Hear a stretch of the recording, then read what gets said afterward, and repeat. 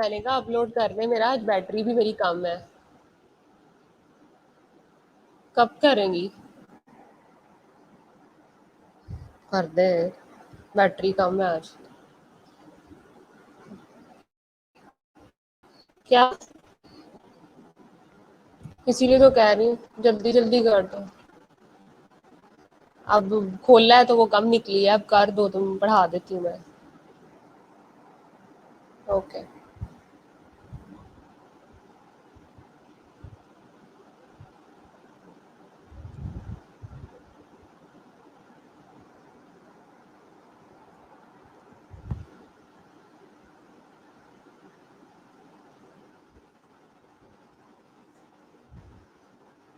Mummy को मैं wish बात कर रही हूँ, नहीं इधर ही हो कॉलेज में? अच्छा अच्छा अच्छा, चलो ठीक है, सही। Okay, thank you.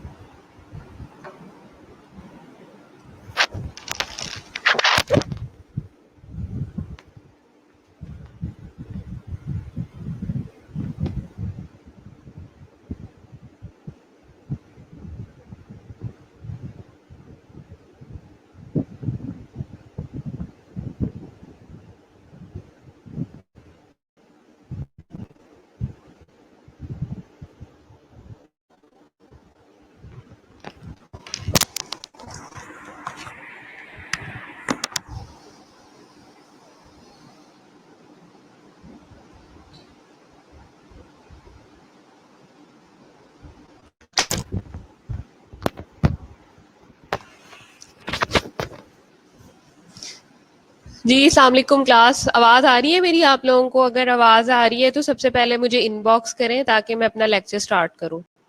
Everyone can listen me, please message मी।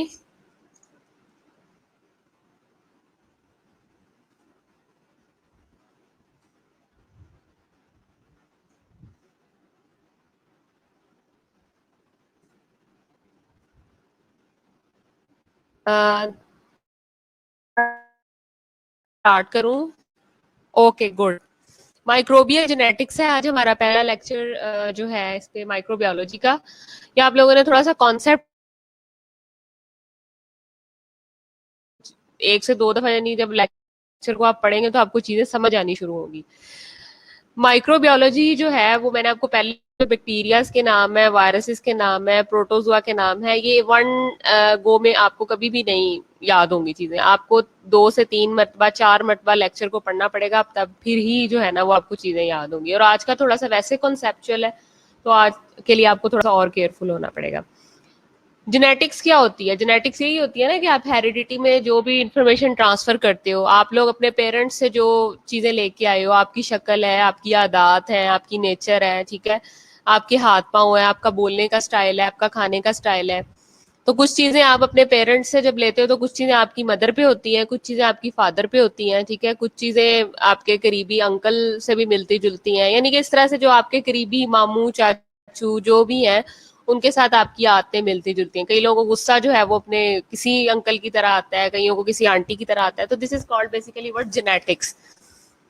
जो आप अपने पेरेंट्स से, अपनी फैमिली से जो भी चीजें एक्वायर करते हो, जो भी इंफॉर्मेशन एक्वायर करते हो, इवन जो आपका जेनेटिक मेकअप है, मतलब जो आपका ओवम और स्पर्म मिलके जो फर्टिलाइजेशन करवाता है और उससे जो सारी की सारी इंफॉर्मेशन भी वो ट्रांसफर होती है, वो हम जेनेटिक्स की कैटेगरी में डिस्कस करते हैं। लेकिन आज हम बात करें माइक्रोबियल जेनेटिक्स की, यानी कि जो बैक्टीरिया है, वायरसेस हैं, प्रोटोजुआ है, स्पेशली बैक्टीरिया है, ये किस तरह से अपनी सारी की सारी इंफॉर्मेशन जो है वो एक से दूसरे में आगे ट्रांसफर करते हैं। तो सबसे पहले कहते हैं microbial genetics has revealed that genes consist of DNA and observation that led the foundation for molecular biology. सबसे पहले तो आपको ये पता होना चाहिए कि जो डीएनए होता है बेसिकली वो टेक पार्ट करता है आपकी जेनेटिक इंफॉर्मेशन को आगे लेके जाने में, ठीक है। डीएनए क्या है? Deoxyribonucleic acid, DNA. DNA कह लें कि जैसे हम एक इमारत बनाते हैं तो उसकी इकाई एक दीवार होती है, सॉरी ईंट होती है।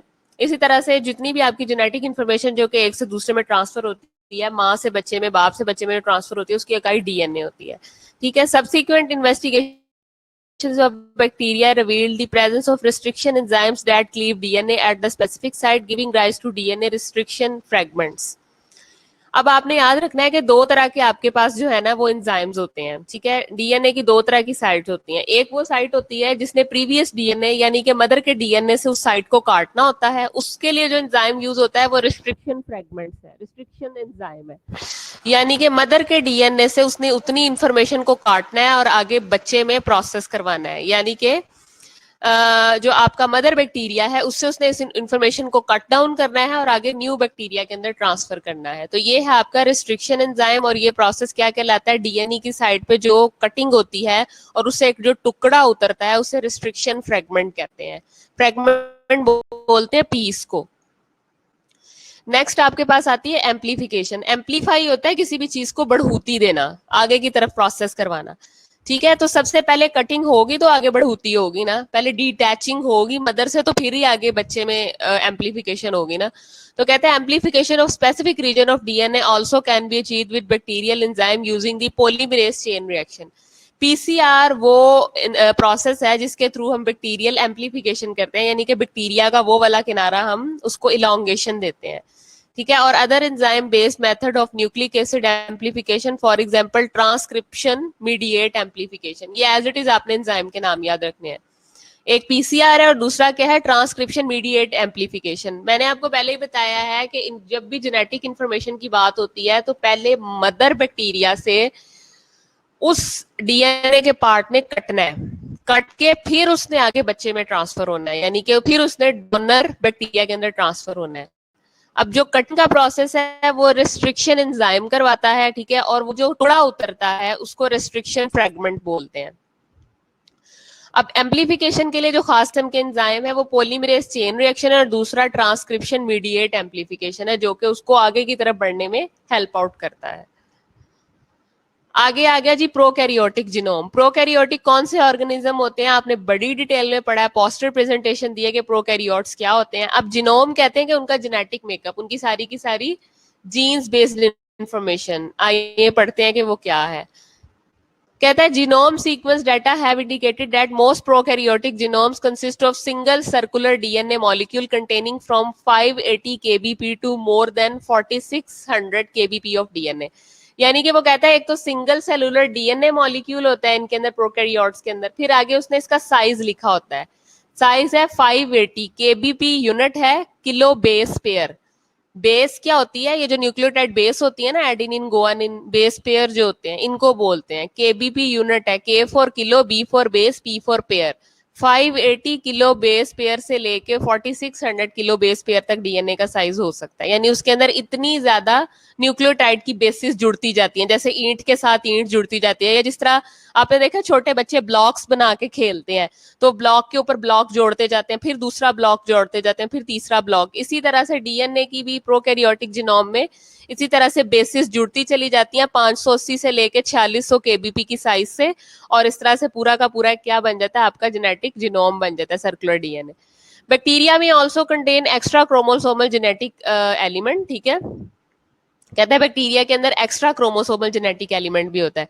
एक्स्ट्रा से मुराद something which you have extra, which you can borrow or which you can acquire, जो आके आप एक्स्ट्रा ले रहे हो, वो आपके अपने जेनेटिक मेकअप का पार्ट नहीं है। जैसे कि प्लाज्मिड और बैक्टीरियोफाजिज है।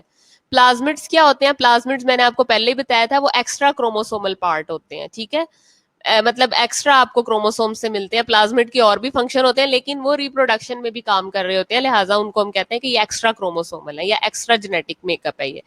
बैक्टीरियोफाजिस इस किस्म के बैक्टीरिया जो कि इस किस्म के वायरसेस जो कि बैक्टीरिया को खाते हैं, उनको बैक्टीरियोफाजिस कहते हैं, ठीक है।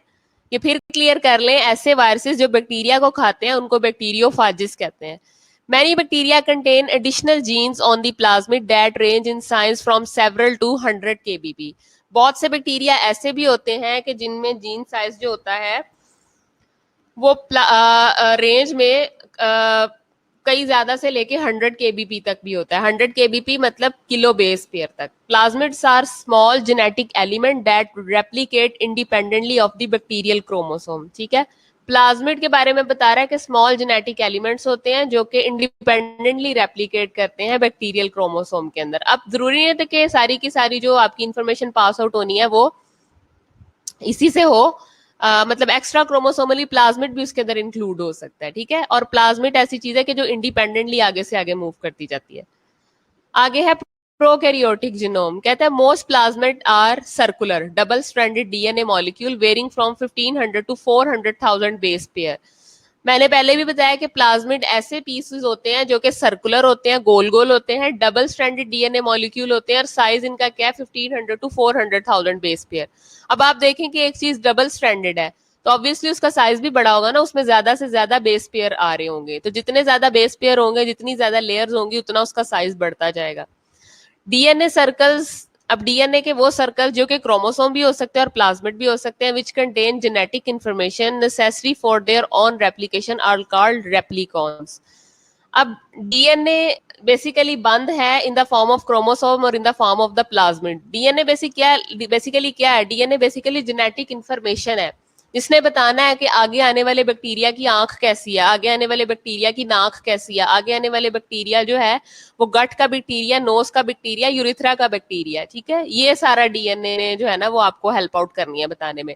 तो वो कहता है कि डीएनए जो कि क्रोमोसोम की फॉर्म में भी हो सकते हैं, प्लाज्मिड की भी फॉर्म में हो सकते हैं, वो जेनेटिक इंफॉर्मेशन पर बेस करते हैं और वो रेप्लिकेशन में हेल्प करते हैं, और इनको हम रेप्लिकॉन्स कहते हैं क्योंकि सेल्फ रेप्लिकेशन करते हैं।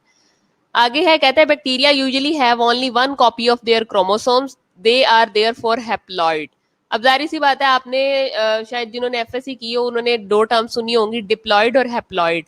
हाफ से HAL हाफ होता है ना, तो आपने हैप्लॉइड से याद रखना है समथिंग विच इज हाफ, ठीक है, जो कि हाफ है। तो कहता है कि बैक्टीरिया यूजुअली अपने लिए क्रोमोसोम की एक ही कॉपी बनाता है, इसलिए हम उसको बोलते हैं कि वो हैप्लॉइड है।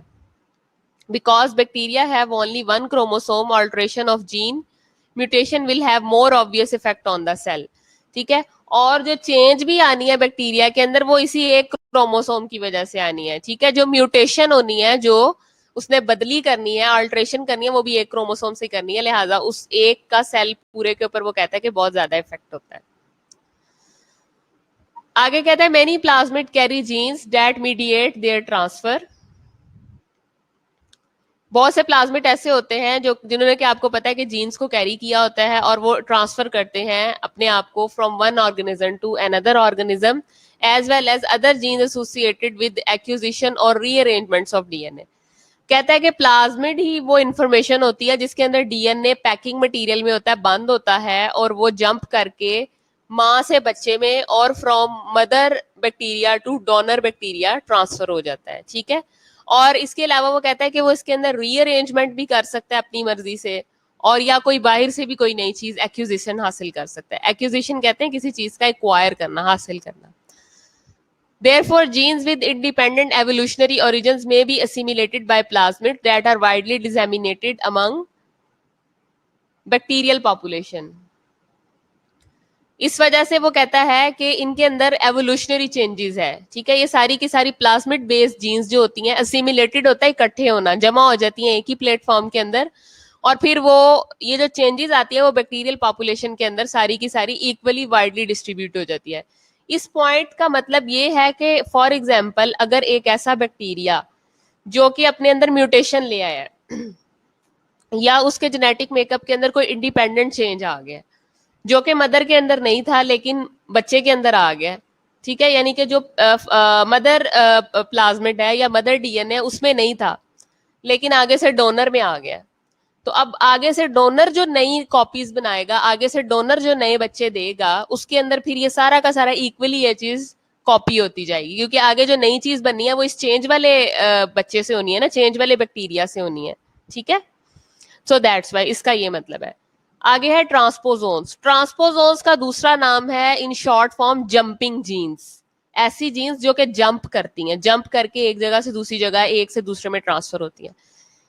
कहते हैं transposons are genetic element that contain several KBP of the DNA.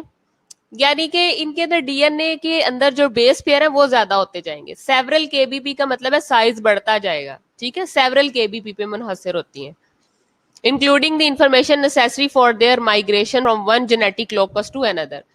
अभी आपने कभी क्रोमोसोम देखा, उसके दो लोकाई होते हैं. ठीक है, उसमें जीन के एक एंड होता है, एक दूसरा एंड होता है. एक को लोकाई कहते हैं, जमा को लोकस कहते हैं, सिंगुलर को. तो एक लोकस से दूसरे लोकस पे ये जंपिंग जीन्स होती हैं, ये जंप करती रहती है. मैंने स्टार्ट में ही आपको कॉन्सेप्ट बनाया था कि ट्रांसपोजोन्स को जंपिंग जीन्स भी कहते हैं, और इनका साइज काफी ज्यादा होता है. और उसने कहा भी है कि वो सेवरल केबीपी की हैं, यानी कि एक से ज्यादा उसके अंदर बेस पेयर होते हैं डीएनए के अंदर. बिल्कुल ऐसे ही है. इसी जेनेटिक मेकअप की वजह से बैक्टीरिया के अंदर म्यूटेशन होती है, और म्यूटेशन की वजह से वो बैक्टीरिया एंटीबायोटिक रेजिस्टेंस शो करते हैं. ठीक है, आगे आ जाए.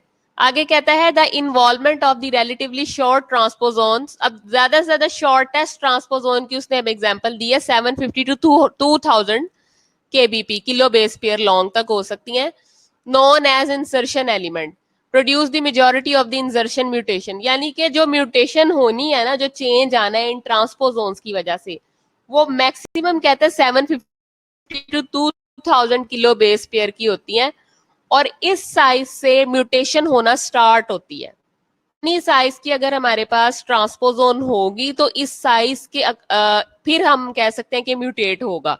अगर इससे कम होगी तो म्यूटेशन नहीं होगी, इससे ज्यादा होगी तब भी म्यूटेशन नहीं होगी. ठीक है, उसने ये कहा है कि ये क्या है, ये इंसर्शन म्यूटेशन है, यानी कि just to insert, just to start. These insertion element also known as an insertion sequence, IS इसको बोलते हैं, carry only the genes for the enzymes produced need to promote their own transposition.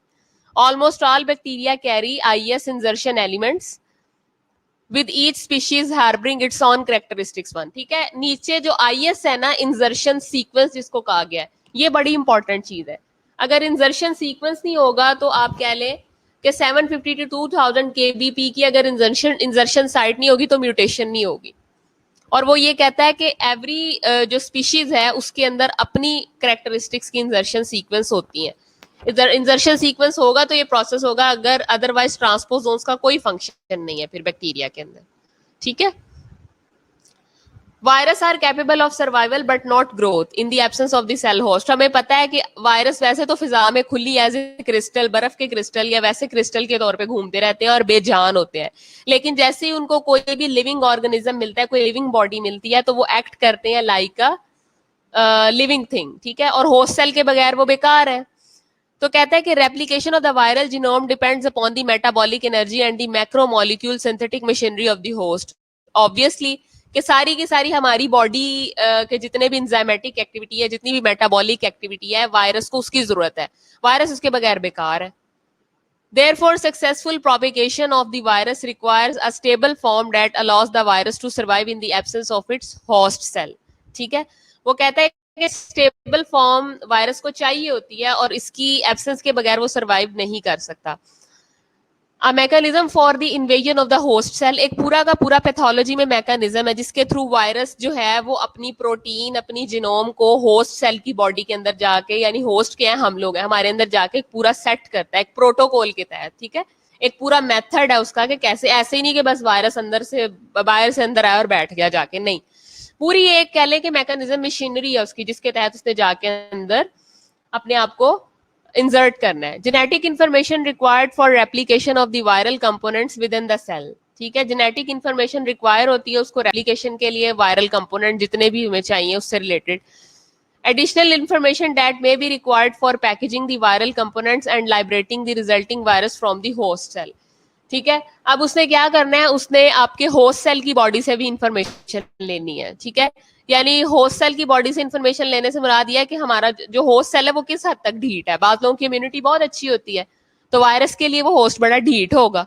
ठीक है. सबसे पहले वायरस क्या करेगा कि वायरस ये देखेगा, वायरस मौका ढूंढेगा कि कहाँ पे होस्ट सेल की इम्यूनिटी फॉल करती है, कहाँ पे होस्ट सेल जो है वो गिरता है, ताकि वो अपनी मटेरियल की पैकिंग करे और पैकिंग करने के बाद फिर उसकी लाइब्रेशन करे, यानी कि उन जहरीले मवादों को छोड़ना शुरू करे बॉडी के अंदर, जिससे कि क्या है उसको नुकसान पहुंचे. आगे बैक्टीरियोफाज. बैक्टीरियोफाज मैंने आपको बताया था, खास किस्म के वायरसेस होते हैं जो कि बैक्टीरिया ईटर होते हैं, जो कि बैक्टीरिया को खाने वाले वायरसेस होते हैं. Distinctions are frequently made between viruses associated with eukaryotes and viruses associated with prokaryotes, the latter being termed bacteriophage. वो कहता है कि हमें क्लियरली पता है कि यूकैरियोट्स और वायरसेस में क्या फर्क है, एंड यूकैरियोट्स एंड प्रोकैरियोट्स में और वायरसेस में क्या फर्क है. तो बैक्टीरियोफाज आपने भी फर्स्ट टाइम आज पहली दफा सुना है और आपको क्लियर हो गया ये समथिंग डिफरेंट है, और ये ऐसे वायरसेस हैं जो बैक्टीरिया को खाते हैं. बैक्टीरियोफाजेस आर बैक्टीरियल वायरसेस. ठीक है. ये बैक्टीरियल वायरसेस होते हैं. These extra chromosomal genetic elements can survive outside of the host cell because of the protein coat protects the nucleic acid genome. Many phages contain double-stranded DNA, other contain single-stranded RNA, and some contain single-stranded DNA. ठीक है.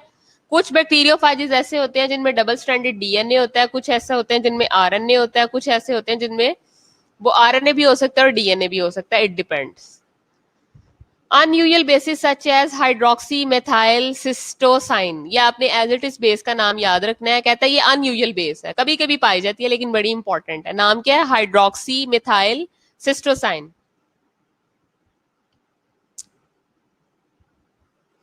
ठीक है. Are sometimes found in the phage nucleic acid. ठीक है. वो phase nucleic acid के अंदर पाए जाते हैं. Many phages contain specialized syringe like structure that bind to receptors on the cell surface and inject the phage nucleic acid onto the host cell.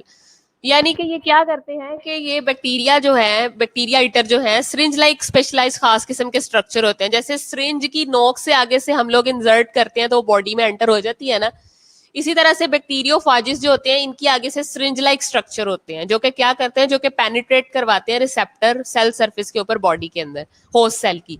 Bacteriophages कहता है इन्फेक्ट करता है बैक्टीरियल सेल्स को and either replicate to large number and cause the cell to lyse. जाहिर सी बात है जब वो बैक्टीरियल सेल की बॉडी को इन्फेक्ट करेगा, रेप्लिकेशन करेगा, तो वहां पे लाइसिस होगी, यानी कि वहां पे मल्टीप्लीकेशन होगी, सेल लिटिक इन्फेक्शन के अंदर जाएगा, सेल फट जाएगा, डिवीजन में चला जाएगा, और in some cases integrate lysogenic state. ठीक है. और कुछ चीजों में integrate into the host genome without killing the host, इसे लाइसोजेनिक स्टेट बोलते हैं. For example E coli bacteriophage. ठीक है, बाजुकात तो वो कहता है कि सेल इंटीग्रेट हो जाता है और बाजुकात वो लिटिक फेज में चला जाता है. इंटीग्रेट में होता है इकट्ठा हो जाता है और लिटिक में क्या हो जाता है, ब्रस्ट हो जाता है.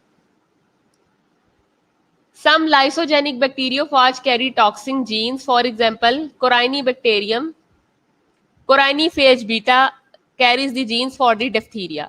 अब कुछ बैक्टीरियोफाज ऐसे होते हैं जो कि टॉक्सिन भी रखते हैं अपने अंदर. आपको मैंने टॉक्सिन पढ़ाया था ना.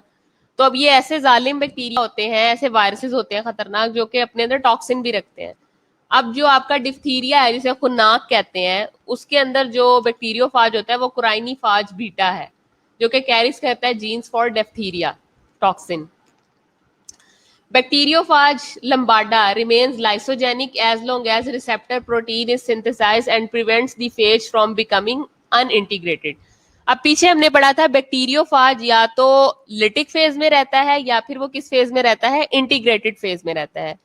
लेकिन जो बैक्टीरियोफाज लम्बाडा है, खास किस्म की एक टाइप है, वो किस फेज में रह रहा है, वो कह रहा है वो सिर्फ लाइसोजेनिक फेज में रहता है, वो लिटिक फेज में नहीं जाता. ठीक है, अनइंटीग्रेटेड रहता है, यानी कि लाइसोजेनिक फेज में वो रहेगा, अनइंटीग्रेटेड रहेगा, इंटीग्रेटेड फेज में नहीं जाएगा वो. सही है. This reaction can be triggered if the host cell DNA is damaged by radiation or by another mean, or if the cell can no longer make the receptor protein. A signal that the host cell is unhealthy and is no longer a good place for freeloading. ये किस सूरत में होगा कि जब cell जो है वो इकट्ठा होने वाली फेज में नहीं रहेगा, अनइंटीग्रेटेड फेज में नहीं रहेगा, बल्कि लाइसोजेनिक फेज में रहेगा. उस सूरत में रहेगा जब होस्ट सेल, होस्ट की बॉडी या हमारी अपनी बॉडी, इंसान जिसमें वायरस ने हमला किया हुआ है, या तो उसको किसी किस्म की रेडिएशन लग रही हो, या वो फिट ना हो, अनहेल्दी हो जाए, जिसकी वजह से क्या है कि जो वायरस है, जो बैक्टीरियोफाज है, वो अपनी फ्री लोडिंग ना कर सके, वो अपना काम फ्रीली ना कर सके बॉडी के अंदर रहकर. ठीक है, तो इस सूरत में ये लाइसोजेनिक फेज में रहता है और अनइंटीग्रेटेड फेज से बाहर रहता है. आगे है recombination and plasmids. The exchange of genetic material between bacterial cells may occur by one of the three mechanism. अब ये जो इंफॉर्मेशन का ट्रांसफर होना है जेनेटिक के अंदर एक से दूसरे में, वो तीन कॉम्बिनेशन में होता है. पहला उसने बताया कॉन्जुगेशन. क्या होती है conjugation? which is the mating or the quasi-sexual exchange of genetic information from one bacterium, the donor, to another bacterium, the recipient. ठीक है, इसमें क्या होती है कि सेक्सुअल जो आपकी इंफॉर्मेशन होती है, जो आपकी जेनेटिक इंफॉर्मेशन होती है, वो एक बैक्टीरियम से यानी कि डोनर से ट्रांसफर हो जाती है to other recipient, other bacterium के अंदर. ठीक है, तो ये प्रोसेस मेटिंग का, ठीक है, सेक्सुअल प्रोसेस है. Conjugation is a sexual process in prokaryotes, in bacteria. Quasi sexual का मतलब ये है कि नॉट अ कंप्लीट, हाफ से थोड़ी सी ज्यादा, क्वाजी सेक्सुअल आप इसको कह सकते हैं. This is called conjugation. Transformation occurs as a result in acquisition of the new genetic markers by the incorporation of the exogenous or foreign DNA. वही बात जैसे अभी मैंने कही थी कि अगर एक पीढ़ी में एक ही ट्रेडिशन चलती आ रही है, एक ही तरह से बैक्टीरिया पैदा होना लिखा हुआ है, लेकिन किसी बाहर के सोर्स से ये बैक्टीरिया अपने अंदर कोई चेंज लेके आता है, और चेंज लाने के बाद एक्सोजिनस कहते हैं outside, foreign DNA, foreign body से अगर कोई चेंज लेके आता है और फिर ये नई चेंज आगे आने वाली पीढ़ियों में ट्रांसफर होती है, तो ये प्रोसेस मेटिंग का या सेक्सुअल एक्टिविटी का बैक्टीरिया के अंदर कहलाता है ट्रांसफॉर्मेशन. ठीक है, नहीं, lytic means to become, reduce in number. Lysis है ना, सेल लाइसिस. लिटिक का मतलब रिड्यूस इन नंबर. आगे है transduction, which is the transfer of genetic information from one bacteria to another by the bacteriophage. Once inside a cell, a transposons can jump between different DNA molecule, for example plasmid to plasmid or plasmid to chromosome. Transduction में transposons का बहुत role होता है. Transduction में जब तक transposons नहीं होगी, ट्रांसपोजोन्स को कह लें डांसिंग जीन्स. जैसे कोई चीज डांस करती रहती है ना, इधर से उधर, चैन नहीं होता उसको एक फ्री इन्वायरमेंट मिला होता है. ट्रांसपोजोन्स ऐसी कह लें कि बेचैन रूहें हैं, बेचैन डीएनए के पीसीज हैं जो कि हर वक्त डांस ही करते रहते हैं. ठीक है, from one place to another place उन्होंने जंप करते रहना है, कभी प्लाज्मिड टू प्लाज्मिड, कभी प्लाज्मिड टू क्रोमोसोम। ठीक है, तो ट्रांसडक्शन भी यही है कि इसमें भी आपका जेनेटिक मेकअप एक से दूसरे में जाके कन्वर्ट होना है, एक से दूसरे में जाके एक्सचेंज होना है, बच्चे से माँ में जाना है, डोनर टू रेसिपेंट जाना है, लेकिन with the help of the transposon और with the help of bacteriophage. ठीक है, यानी इनको कह लें कि सहारा लेना पड़ता है, किसी मीडियम की जरूरत होती है। वो बैक्टीरियोफाज भी हो सकते हैं, वो ट्रांसपोजोन्स भी हो सकती हैं। ठीक है, लेकिन ये इनसाइड द बॉडी ही मौजूद होते हैं। लेकिन ट्रांसफॉर्मेशन में एक्सोजिनस सोर्स होता है या फॉरेन डीएनए होता है। एक्सोजिनस सोर्स कहते हैं कोई भी ऐसा सोर्स जो कि उस बॉडी से, उस मीडियम से बाहर से आया हो, उसका पार्ट ना हो। ठीक है, आगे है conjugation. Conjugation usually occurs between members of the same or the related species but has also been demonstrated to occur between the prokaryotes and cells from plants, animals and fungi. ठीक है, कहता है कि यूजुअली ये same species के दरमियान में होता है, जैसे बैक्टीरिया टू बैक्टीरिया ही हो सकता है। लेकिन कहता है कुछ हायर स्टडीज, कुछ हायर माइक्रोबायोलॉजिस्ट ये भी कहते हैं कि ये हायर प्लांट्स में भी हो सकता है, हायर एनिमल्स में भी हो सकता है, फंजाई में भी हो सकता है। ठीक है, आगे वो कहता है कि कॉन्जुगेशन अकर्स फॉर इकोलाई। अब कॉन्जुगेशन जो कि इकोलाई करते हैं, बैक्टीरियोइड्स, एंटीरोकोकाई, स्ट्रेप्टोकोकाई, स्ट्रेप्टोमाइसिस एंड क्लॉस्ट्रीडिया। ये लेक्चर गौर से सुने आप सब लोग, मैंने अभी क्वेश्चनिंग करनी है और अभी मैंने ये लेक्चर आपसे सुन लेना, कीप इन माइंड क्लास। अब कॉन्जुगेशन कहता है कि बैक्टीरियोइड्स में भी हो सकता है, खास किस्म के बैक्टीरिया जो कि मौजूद है, एंटीरोकोकाई में भी हो सकता है जो आपके गट के बैक्टीरिया है, स्ट्रेप स्पीशीज में भी हो सकता है, स्ट्रेप स्पीशीज में भी हो सकता है। Conjugation is the process by which DNA is passed directly by cell to cell contact during the mating of the bacteria. ठीक है, इसमें डीएनए ने पास करना होता है फ्रॉम सेल टू सेल, एक सेल से दूसरे सेल में। ठीक है, थ्रू डायरेक्ट प्रोसेस के थ्रू, और ये एक मेटिंग प्रोसेस है। मेटिंग प्रोसेस क्या होता है? रिप्रोडक्टिव प्रोसेस है। Conjugation results in one-way transfer of DNA from donor male cell to recipient or female cell through sex pillus. ठीक है, अब इसके लिए जब उसने एक से दूसरे में जाना है, from male to female entry मारनी है उस डीएनए ने, तो उसको एक खास किस्म की कह ले मीडियम की जरूरत होती है, खास किस्म की कह ले कि असिस्टेंट की जरूरत होती है, जो कि कौन करता है? सेक्स पिल्लस करते हैं। पिल्लाई हमने पढ़े थे ना, खास किस्म के बैक्टीरिया के पार्ट होते हैं जो कि रिप्रोडक्शन में टेक पार्ट करते हैं। अब आपको समझ आई होगी कि वो रिप्रोडक्शन में कैसे टेक पार्ट करते हैं। तो वो इस तरह से रिप्रोडक्शन में टेक पार्ट करते हैं कि वो एज ए सेक्स पिलर्स अपना रोल प्ले करते हैं। Conjugation for gram positive bacteria such as streptococci, streptomyces and clostridia are brought together by the presence of an adhesion molecule on the surface of the donor cell instead of pili. ठीक है, अब conjugative are bacteria, antibiotic resistance जैसे आपने बात की थी, gram positive bacteria के against, streptococci है, स्ट्रेप्टोमाइसिस है, क्लॉस्ट्रीडिया है। ठीक है, वो एडहेसिव मॉलिक्यूल्स बना लेते हैं डोनर की सरफेस के ऊपर। ठीक है, वो एडहेसिव कहते हैं कोई भी ऐसी चीज जो कि चिपकने वाली होती है, तो वो एडहेसिव मॉलिक्यूल बनाने की वजह से उधर चिपक जाते हैं, इंस्टेड ऑफ वो किसी पिलाई के थ्रू काम करें। Okay class, thank you so much. ये आपका जेनेटिक का जो था लेक्चर यहाँ तक ही था। अब मुझे क्वेश्चन करें, मुझे बताएं कि इसमें कहाँ पे कंफ्यूजन है, ताकि हम इसको डिस्कस करें, और फिर इसके बाद 10 मिनट की ब्रेक के बाद मैं दोबारा आपको नेक्स्ट करवाती हूँ काम, जल्दी से।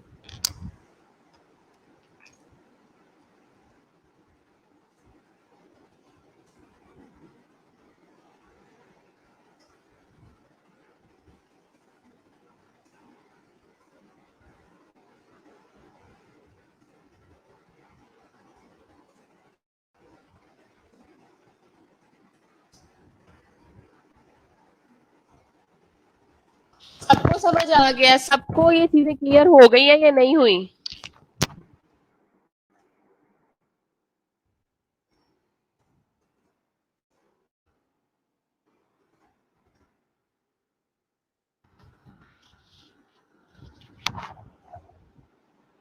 मैंने पहले भी कहा था कि ये लेक्चर थोड़ा कॉन्सेप्चुअल है, थोड़ा मुश्किल है ये। ठीक है, ये आपने इसको बार बार पढ़ना है, और इसको मैंने बड़े ही कह लें कि उर्फे आम में आपको खोल के वर्ड्स को, मैंने आपको माइक्रोबायोलॉजी के जार्गन्स में नहीं समझाया, मैंने आपको इसको खोल के समझाया है ताकि आपको चीजें समझ आ जाए। ठीक है, तो अगर कोई इशू है तो अभी पूछ ले, क्योंकि फिर मैंने जब असाइनमेंट देनी है ना, और फिर उसमें जो गलतियां निकलेंगी उसकी मैं मार्किंग साथ साथ कर रही होती हूँ, वो आपकी अटेंडेंस का पार्ट होता है। सो अभी अगर कोई इशू है तो मुझसे क्लियर कर ले, ताकि फिर मैं नेक्स्ट सेशन स्टार्ट करूँ।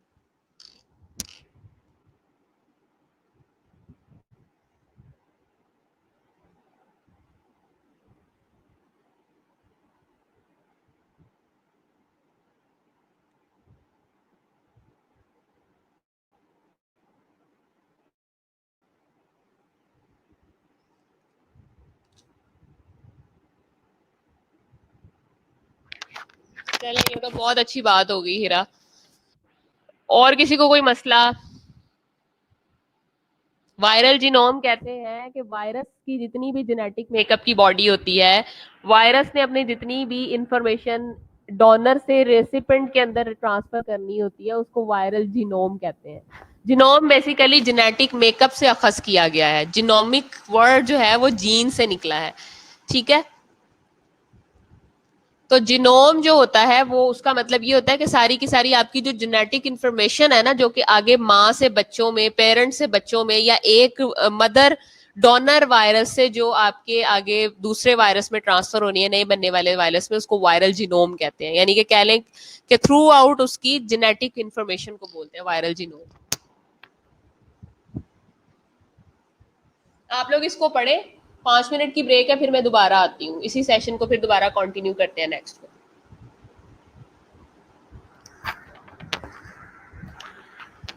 बिल्कुल, वायरस की रिप्रोडक्शन होती तब है जब उसको होस्ट सेल मिलेगा।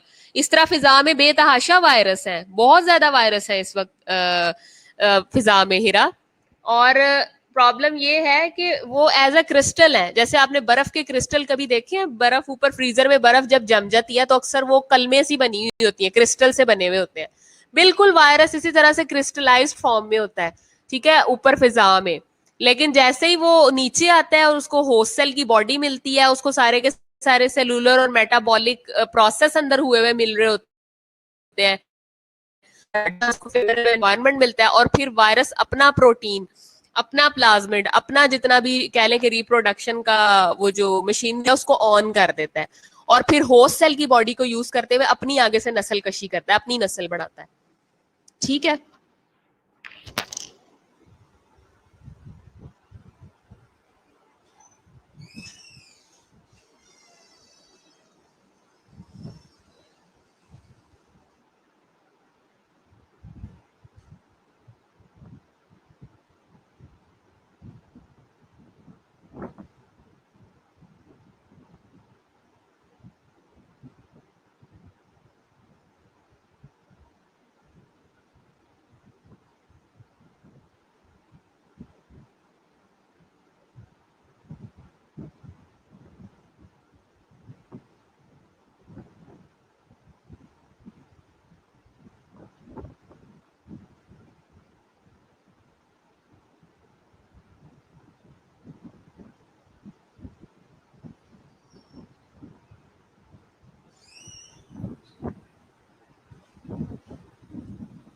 5 मिनट की ब्रेक है, क्लास 5 मिनट।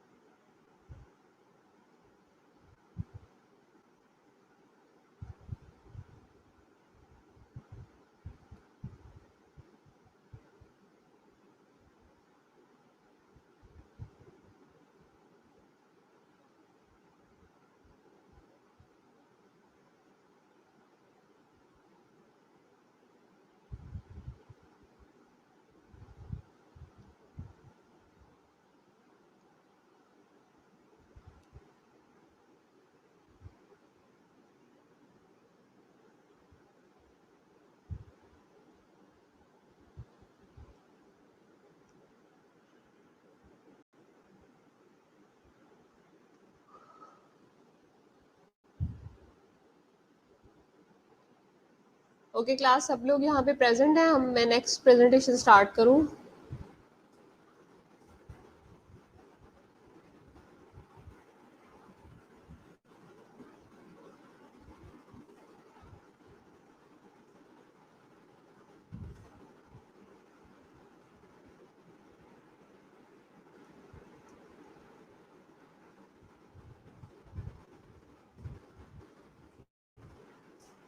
मैं नेक्स्ट सेशन स्टार्ट करने लगी हूँ। नेक्स्ट सेशन आपका है माइक्रोबियल ह्यूमन इंटरेक्शंस का, ठीक है? तो इसमें सबसे पहले कंटेंट जो हम इसमें कवर करेंगे वो करेंगे हम लोग नॉर्मल फ्लोरा क्या होता है, ठीक है? उसके बाद प्रोग्रेस ऑफ इन्फेक्शन क्या है, पैथोजेनिसिटी क्या है, पोर्टल ऑफ एंट्री क्या है, मोड ऑफ ट्रांसमिशन क्या है, process of infection and disease क्या है, पोर्टल ऑफ एग्जिट क्या है, डिजीज प्रिवेंशन एंड हाइजीन क्या है। सब लोगों को मेरी आवाज़ क्लियर है? सबसे पहले मुझे आवाज़ बताएंगे आप सब लोगों को आवाज़ आ रही है या नहीं आ रही? Okay fine. तो सबसे पहले हम लोग बात करते हैं आगे नॉर्मल फ्लोरा की, पहले पहले नंबर पे जो है, ठीक है? Normal flora human host. Human host का क्या मतलब है, यानी कि ह्यूमन जो है वो एज अ होस्ट है और उसका नॉर्मल फ्लोरा, ठीक है? नॉर्मल फ्लोरा मैंने आपको बताया था कि बॉडी के डिफरेंट साइट्स के ऊपर मौजूद होता है, जो कि हमारे डिफरेंट जितने भी मैकेनिज्म है उसके अंदर वो टेक पार्ट करता है, और बाहर से आने वाले जितने भी एंटीजन है, बाहर से आने वाले जितनी भी कह लें कि हार्मफुल प्रोडक्ट्स है, उसके अगेंस्ट हमें प्रोटेक्शन प्रोवाइड करता है। तो कहता है human body constant contact with the microbes, some invades and multiply in the body. मैंने आपको शायद स्टार्ट में भी बताया था कि ह्यूमन बॉडी के अंदर उतने ह्यूमन सेल्स मौजूद नहीं है जितने के बैक्टीरियल सेल्स मौजूद है। ह्यूमन बॉडी के अंदर बैक्टीरियल सेल्स ज़्यादा मौजूद हैं और ह्यूमन सेल्स कम मौजूद है। तो कहता है कि human body constant contact with microbe, constantly जो ह्यूमन बॉडी का कांटेक्ट होता है वो माइक्रोब के साथ होता है, ठीक है? कुछ इन्वेट कर जाते हैं, कुछ मल्टीप्लाई करते हैं बॉडी के अंदर। Wide range of microbe can inhabit our body, ठीक है? बहुत ज़्यादा रेंज में जो है वो माइक्रोब इनहेबिट करते हैं हमारी बॉडी को। अब हमने देखना ये कि नॉर्मल फ्लोरा क्या होते हैं। Microbes that inhabit in our body but do not harm the host, ठीक है? इस किस्म के माइक्रोब्स जो कि हमारी बॉडी को इनहेबिट करते हैं, इनहेबिट का मतलब ये है कि वहाँ पे रहते हैं, वहाँ पे हमारी बॉडी को उसका मस्कन बनाते हैं, ठीक है? But do not harm the host, लेकिन हमारा जो होस्ट है, यानी कि जो हम है, जो हमारे अंदर बैक्टीरिया रह रहा है, उसको नुकसान नहीं पहुंचाते। इनहिबिट जरूर करते हैं बॉडी को बट नुकसान नहीं पहुंचाते हैं, ठीक है? तो ये उस जगह का क्या कहलाते हैं? नॉर्मल फ्लोरा कहलाते हैं। Microbes that are normally found on or in the human body without causing disease, या हम दूसरी सूरत में भी इसको ये भी कह सकते हैं कि इस किस्म के माइक्रोब्स जो कि नॉर्मली हमारी बॉडी के अंदर पाए जाते हैं, ठीक है, ह्यूमन बॉडी के अंदर पाए जाते हैं, लेकिन डिजीज कॉज नहीं करते, वो नॉर्मल फ्लोरा कहलाते हैं। इंटरनल ऑर्गन्स हैं, टिश्यूज हैं, फ्लूइड्स हैं, ये सारे के सारे क्या है? माइक्रोब फ्री है, नो फ्लोरा, ठीक है? यानी कि इन इन जगहों पे आपके पास फ्लोरा नहीं है, जिसमें इंटरनल ऑर्गन्स आ जाते हैं, टिश्यूज आ जाते हैं और फ्लूइड्स आ जाते हैं, ठीक है? No flora microbes available in our sterile part of our body, for example internal organs. हमारी हमारी जितने भी वाइटल ऑर्गन्स है ना, जैसे हमारे कह लें कि हार्ट है, लंग है, ब्रेन है, ये स्टीराइल पार्ट है हमारी बॉडी के अंदर, और इनके अंदर बिल्कुल भी नॉर्मल इनहेबिटेंट फ्लोरा भी मौजूद नहीं होता। यानी कि अगर तो कोई बाहर से चीज आ जाए वो तो कह लें कि death, leading to death, but इधर इनहेबिटेंट फ्लोरा भी नहीं है। Normal flora is harmful if they reach the sterile part of our body. Normal flora harmful होता है अगर वो sterile part of the body को अप्रोच कर ले, यानी कि वो अगर इन वाइटल ऑर्गन्स तक भी रसाई हासिल कर लेता है तो नॉर्मल फ्लोरा भी हमारे लिए नुकसानदेह हो जाता है।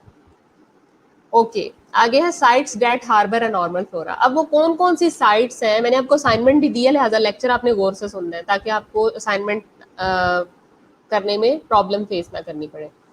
वो कौन कौन सी साइट्स है जहाँ पे नॉर्मल फ्लोरा जो होता है वो वहाँ का हार्बर होता है? हार्बर से मुराद ये यानी कि वहाँ पे जाके रहता है, वहाँ पे मौजूद होता है। Skin and its contagious mucous membrane, skin हो सकती है, आपकी म्यूकस मेम्ब्रेन हो सकती है, आपका अपर रेस्पिरेटरी ट्रैक्ट हो सकता है, आपका गैस्ट्रोइंटेस्टाइनल ट्रैक्ट हो सकता है, उसके वेरियस पार्ट्स, ठीक है? ये नहीं कि स्टमक के अंदर नॉर्मल फ्लोरा रह रहा है, उसके पार्ट्स, ठीक है? यानी कि उसकी लाइनिंग के अंदर, यानी कि म्यूकोजल लाइनिंग है आपकी स्किन की लाइनिंग है, एपिडर्मिस है, डायरेक्ट वाइटल ऑर्गन्स में नहीं है बल्कि उन लाइनिंग्स के अंदर मौजूद है। Outer opening of the urethra, external genitalia, vagina, external ear and canal, ear की भी कह लेंगे, केनाल की लाइनिंग के अंदर है। External eyelid and lash follicle, lash follicle यानी कि वो वाले फॉलिकल जो कि आपके लैशेस को प्रोड्यूस करते हैं, उनकी लाइनिंग के अंदर। उसके बाद क्या आता है स्टेराइल, यानी कि microbe free anatomical sites and fluid. Microbial free anatomical sites and fluid कौन कौन से हैं? All internal tissues and organs. इन जगहों पे क्या है? नहीं है आपका नॉर्मल फ्लोरा, जिसमें हार्ट एंड सर्कुलेटरी सिस्टम है, ठीक है, लिवर है, किडनी है, ब्लैडर है, लंग्स है, ब्रेन एंड स्पाइनल कॉर्ड है, मसल्स हैं, बोन्स हैं, ओवरीज या टेस्टिस हैं, ग्लैंड्स हैं, जिसमें पेंक्रियास आ जाता है, स्लेवरी आ जाते हैं, थायराइड आ जाते हैं, साइनसेस है, मिडल एंड इनर ईयर आ जाता है और इंटरनल आई आ जाती है। आगे है फ्लूइड्स विद एन ऑर्गन और टिश्यू। फ्लूइड्स कौन कौन से हैं? ब्लड है, urine in the kidney, urethra, bladder, cerebrospinal fluid है, saliva prior to entering the oral cavity, semen prior entering into the urethra, ठीक है। अब ब्लड है, अगर वो अपनी लाइनिंग में ही रह रहा है तो वो क्या? स्टीराइल है। यूरिन अगर किडनी में रह रहा है, यूरिथ्रा में रह रहा है, ब्लैडर में रह रहा है तो स्टीराइल है। Outside the body urethral orifice cross करेगा तो वो कंटेमिनेटेड हो जाएगा। CSF अगर अपनी लाइनिंग में रह रहा है, अपनी टेरिटरी में रह रहा है तो वो क्लीन है। Saliva prior to entering the oral cavity, saliva जब ओरल कैविटी से पहले तक का जो है वो क्या है? स्टीराइल है। सीमन अगर यूरेथ्रा के अंदर आ गया, मिक्सिंग हो गई है तो क्या है? वो भी स्टीराइल नहीं रहेगा। इसी तरह से amniotic fluid surrounding the embryo and foetus, अगर वहां तक रहेगा तो वो स्टीराइल है, उससे बाहर होगा तो वो डर्टी हो जाएगा। आगे है रेजिडेंट फ्लोरा। यूएचएस में अक्सर क्वेश्चन आ जाता है नॉर्मल फ्लोरा और रेजिडेंट फ्लोरा में डिफरेंस का, लिहाजा keep this thing in your mind. Bacterial flora benefit host by preventing the overgrowth of the harmful microbes, microbial antagonism, यानी कि ऐसा फ्लोरा जो कि वहां पे रेजिडेंस रखता है, ठीक है। रेजिडेंस इस तरह से रखता है कि जो बाहर से आने वाले माइक्रो ऑर्गेनिजम्स हैं उनकी ग्रोथ नहीं होने देता, उनको वहां पे टिकने नहीं वो देता, ठीक है। तो वो रेजिडेंट फ्लोरा होता है। और माइक्रोबियल एंटागोनिज्म का मतलब होता है किसी चीज के उल्ट काम करना। अब वो जो उल्ट काम कर रहा है वो माइक्रोबियल एंटागोनिज्म है, उन माइक्रोब्स के अगेंस्ट काम कर रहा है जो कि हमारी बॉडी के लिए नुकसानदेह है। उसके बाद इंडोजिनस इन्फेक्शंस ऐसे इन्फेक्शन जो हमारी बॉडी के अंदर ही होते हैं, खुद ब खुद जो जनरेट हो जाते हैं। मैंने आपको पहले एक टर्म पढ़ाई थी एक्सोजिनस। एक्सोजिनस होता है आउटसाइड द बॉडी, इंडोजिनस होता है इनसाइड द बॉडी, ठीक है। Endogenous infection occurs when the normal flora is introduced to the site that was previously sterile and it cause disease, ठीक है। इंडोजिनस इन्फेक्शन उस वक्त होती है जब नॉर्मल फ्लोरा जो होता है वो उस साइट के ऊपर ग्रो करना शुरू कर दे जहाँ वो जो कि स्टीराइल थी, जहाँ पे जरूरत नहीं थी, ठीक है। यानी कि मैंने आपको बताया ना था ना, हमारे जितने भी वाइटल ऑर्गन्स हैं, ब्रेन है, किडनी है, ठीक है, आपका हार्ट है, इन जगहों पे नॉर्मल फ्लोरा की जरूरत नहीं होती है। लेकिन अगर फॉर एग्जाम्पल नॉर्मल फ्लोरा यहाँ पे ग्रो करना शुरू कर भी दे तो वो क्या कर देता है? वो आपकी जो एक इंटरनल इन्फेक्शन शुरू कर देता है, क्योंकि वहां पे जरूरत नहीं है ना, तो ये डिजीज कॉज करता है, इंटरनल इन्फेक्शन कॉज करता है। पैथोजन में वो कहता है micro organism capable cause a disease, कोई भी ऐसी चीज जो कि डिजीज प्रोड्यूस करने की कैपेसिटी रखती है उसको बोलते हैं कि ये पैथोजन है। Micro organism capable cause a disease, ठीक है, उसको पैथोजन बोला जाता है।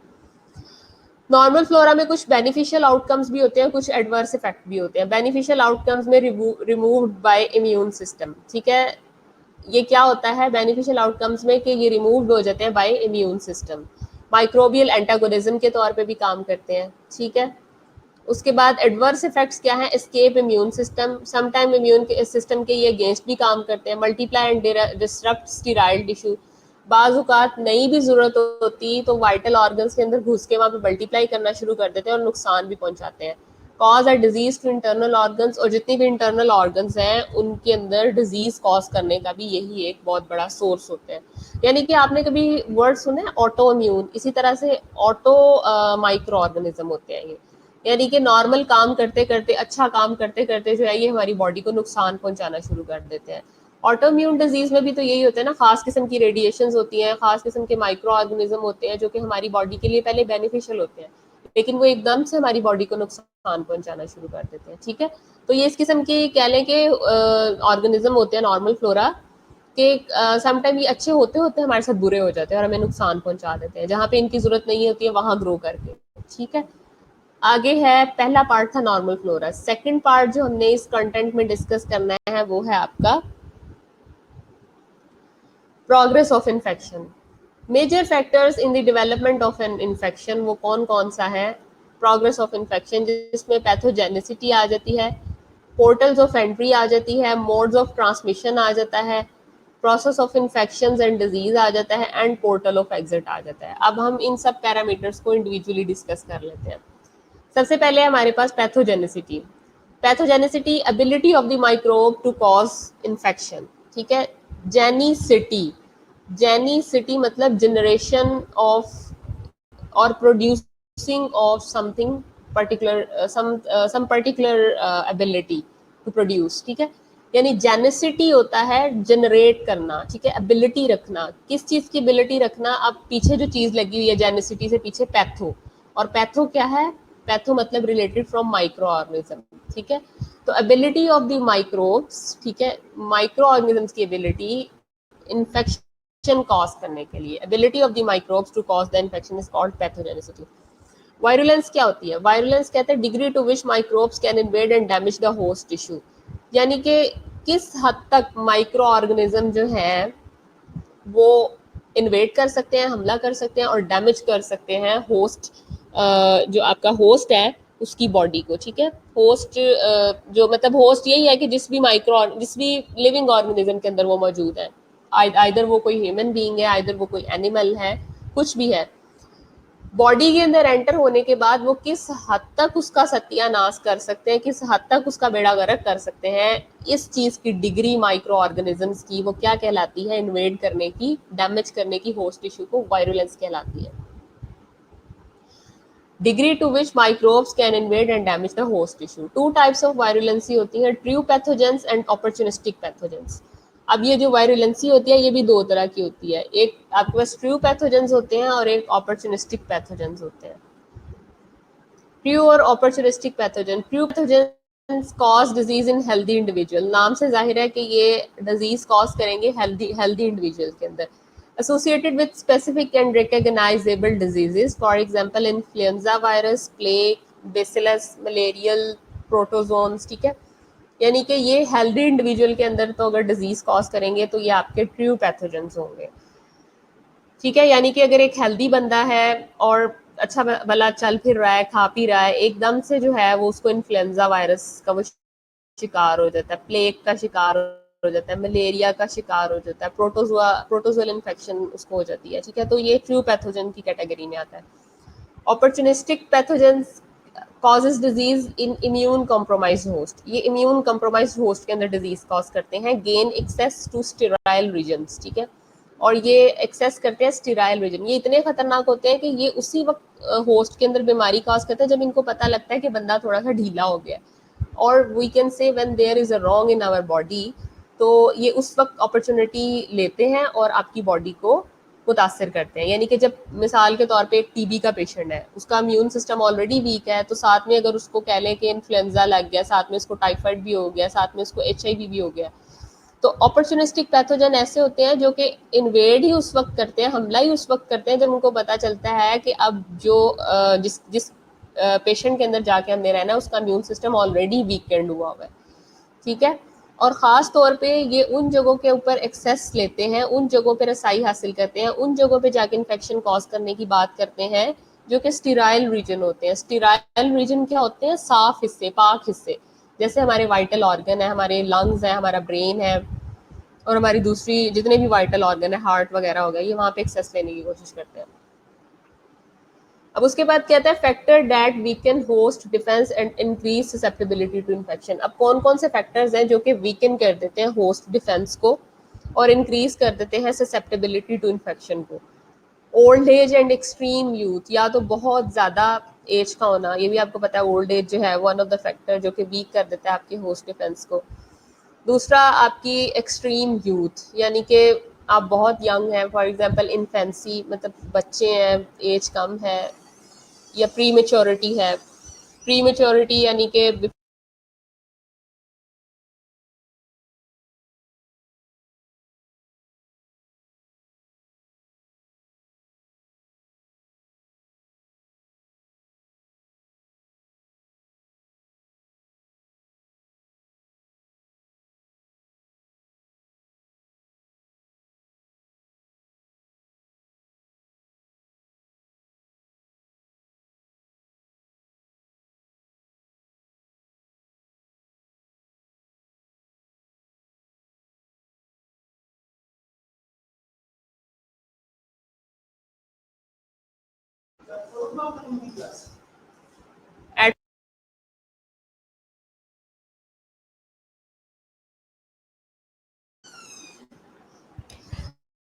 ओके, सर्जरी है, ऑर्गन ट्रांसप्लांट है, ऑर्गेनिक डिजीजेज हैं जैसे कैंसर है, लिवर है, मेल फंक्शन है। अब आ रही है आवाज? सर्जरी आवाज आ रही है तो मुझे बता दीजिएगा, अब आ रही है आवाज सबको?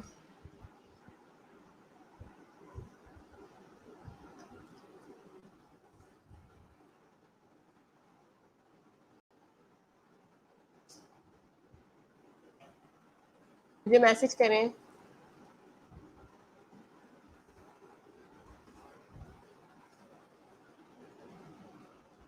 ओके, ओल्ड एज है, एक्सट्रीम यूथ, इन्फेंसी की हम बात कर रहे थे, सर्जरी है, ऑर्गन ट्रांसप्लांटेशन हुई हुई है, ऑर्गेनिक डिजीज है जैसे कैंसर है, लिवर मेल फंक्शन है, डायबिटीज है, कीमोथेरेपी है, इम्यूनोस्प्रेसिव ड्रग्स है। इसके अलावा किसी भी किस्म की कोई फिजिकल या मेंटल स्ट्रेस है और किसी किस्म के अदर इन्फेक्शन के अंदर ये चीज़ आ जाती है, ठीक है। तो ये सारी की सारी चीज़ें जो होती हैं ये काउंट करती हैं। आगे हमारे पास आ जाता है portal of entry. Portal of entry में ये था कि माइक्रो ऑर्गेनिज्म जो है वो एंटर कैसे होता है, ठीक है। Microbes enters in the body by the various transmission method, ठीक है। वेरियस ट्रांसमिशन मेथड के थ्रू जो है वो एंटर होते हैं। Most pathogens have specific portals on entry. Specific portals होते हैं इनके, उसमें स्किन भी आ जाता है, उसमें गैस्ट्रोइंटेस्टाइनल ट्रैक्ट भी आ जाता है, उसमें रेस्पिरेटरी ट्रैक्ट भी आ जाता है, उसमें यूरोजेनिटल ट्रैक्ट भी आ जाता है और उसमें प्लेसेंटा भी आ जाता है। यानी कि ये वो सारे के सारी पोर्टल ऑफ एंट्रीज हैं कि इन एंट्रीज को एक्सेस किए बगैर माइक्रो ऑर्गेनिज्म बॉडी के अंदर एंटर नहीं हो सकता, ठीक है। उसमें मतलब स्किन सबसे पहला है, मतलब जो चीज़ हमें बॉडी पे सबसे ऊपर नजर आ रही होती है वो स्किन है, ठीक है। उसके बाद स्किन एक ऐसी एक्सेस है जो अगर आपने सुना हो तो आपको पता है कि skin is the largest organ of the body, ठीक है। लार्जेस्ट ऑर्गन है ये बॉडी का।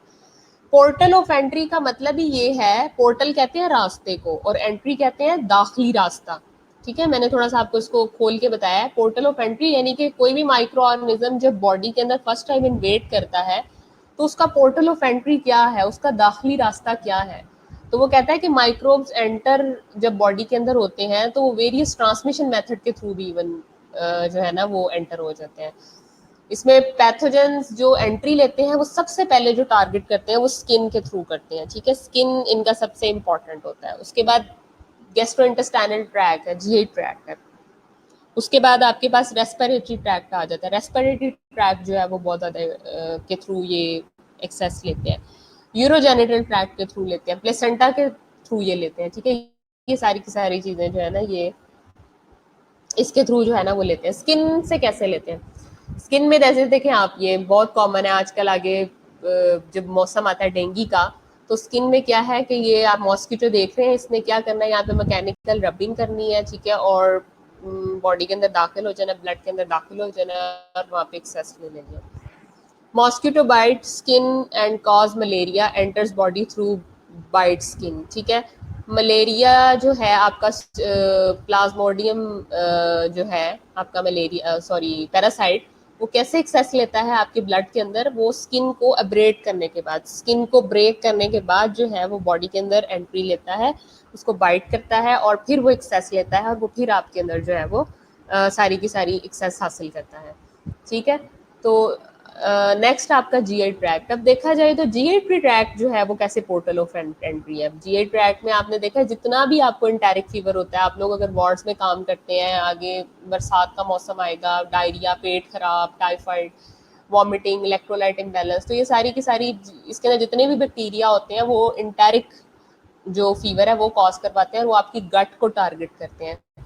यानी कि वो आपकी ब्लड स्ट्रीम में एक्सेस किस तरह से हासिल करते हैं, वो आपकी ब्लड स्ट्रीम के अंदर एक्सेस हासिल करते हैं via GI tract, via gastrointestinal tract, ठीक है। उसमें साल्मोनेला आ जाता है, उसमें शिगीला आ जाता है, उसमें विब्रियो आ जाता है।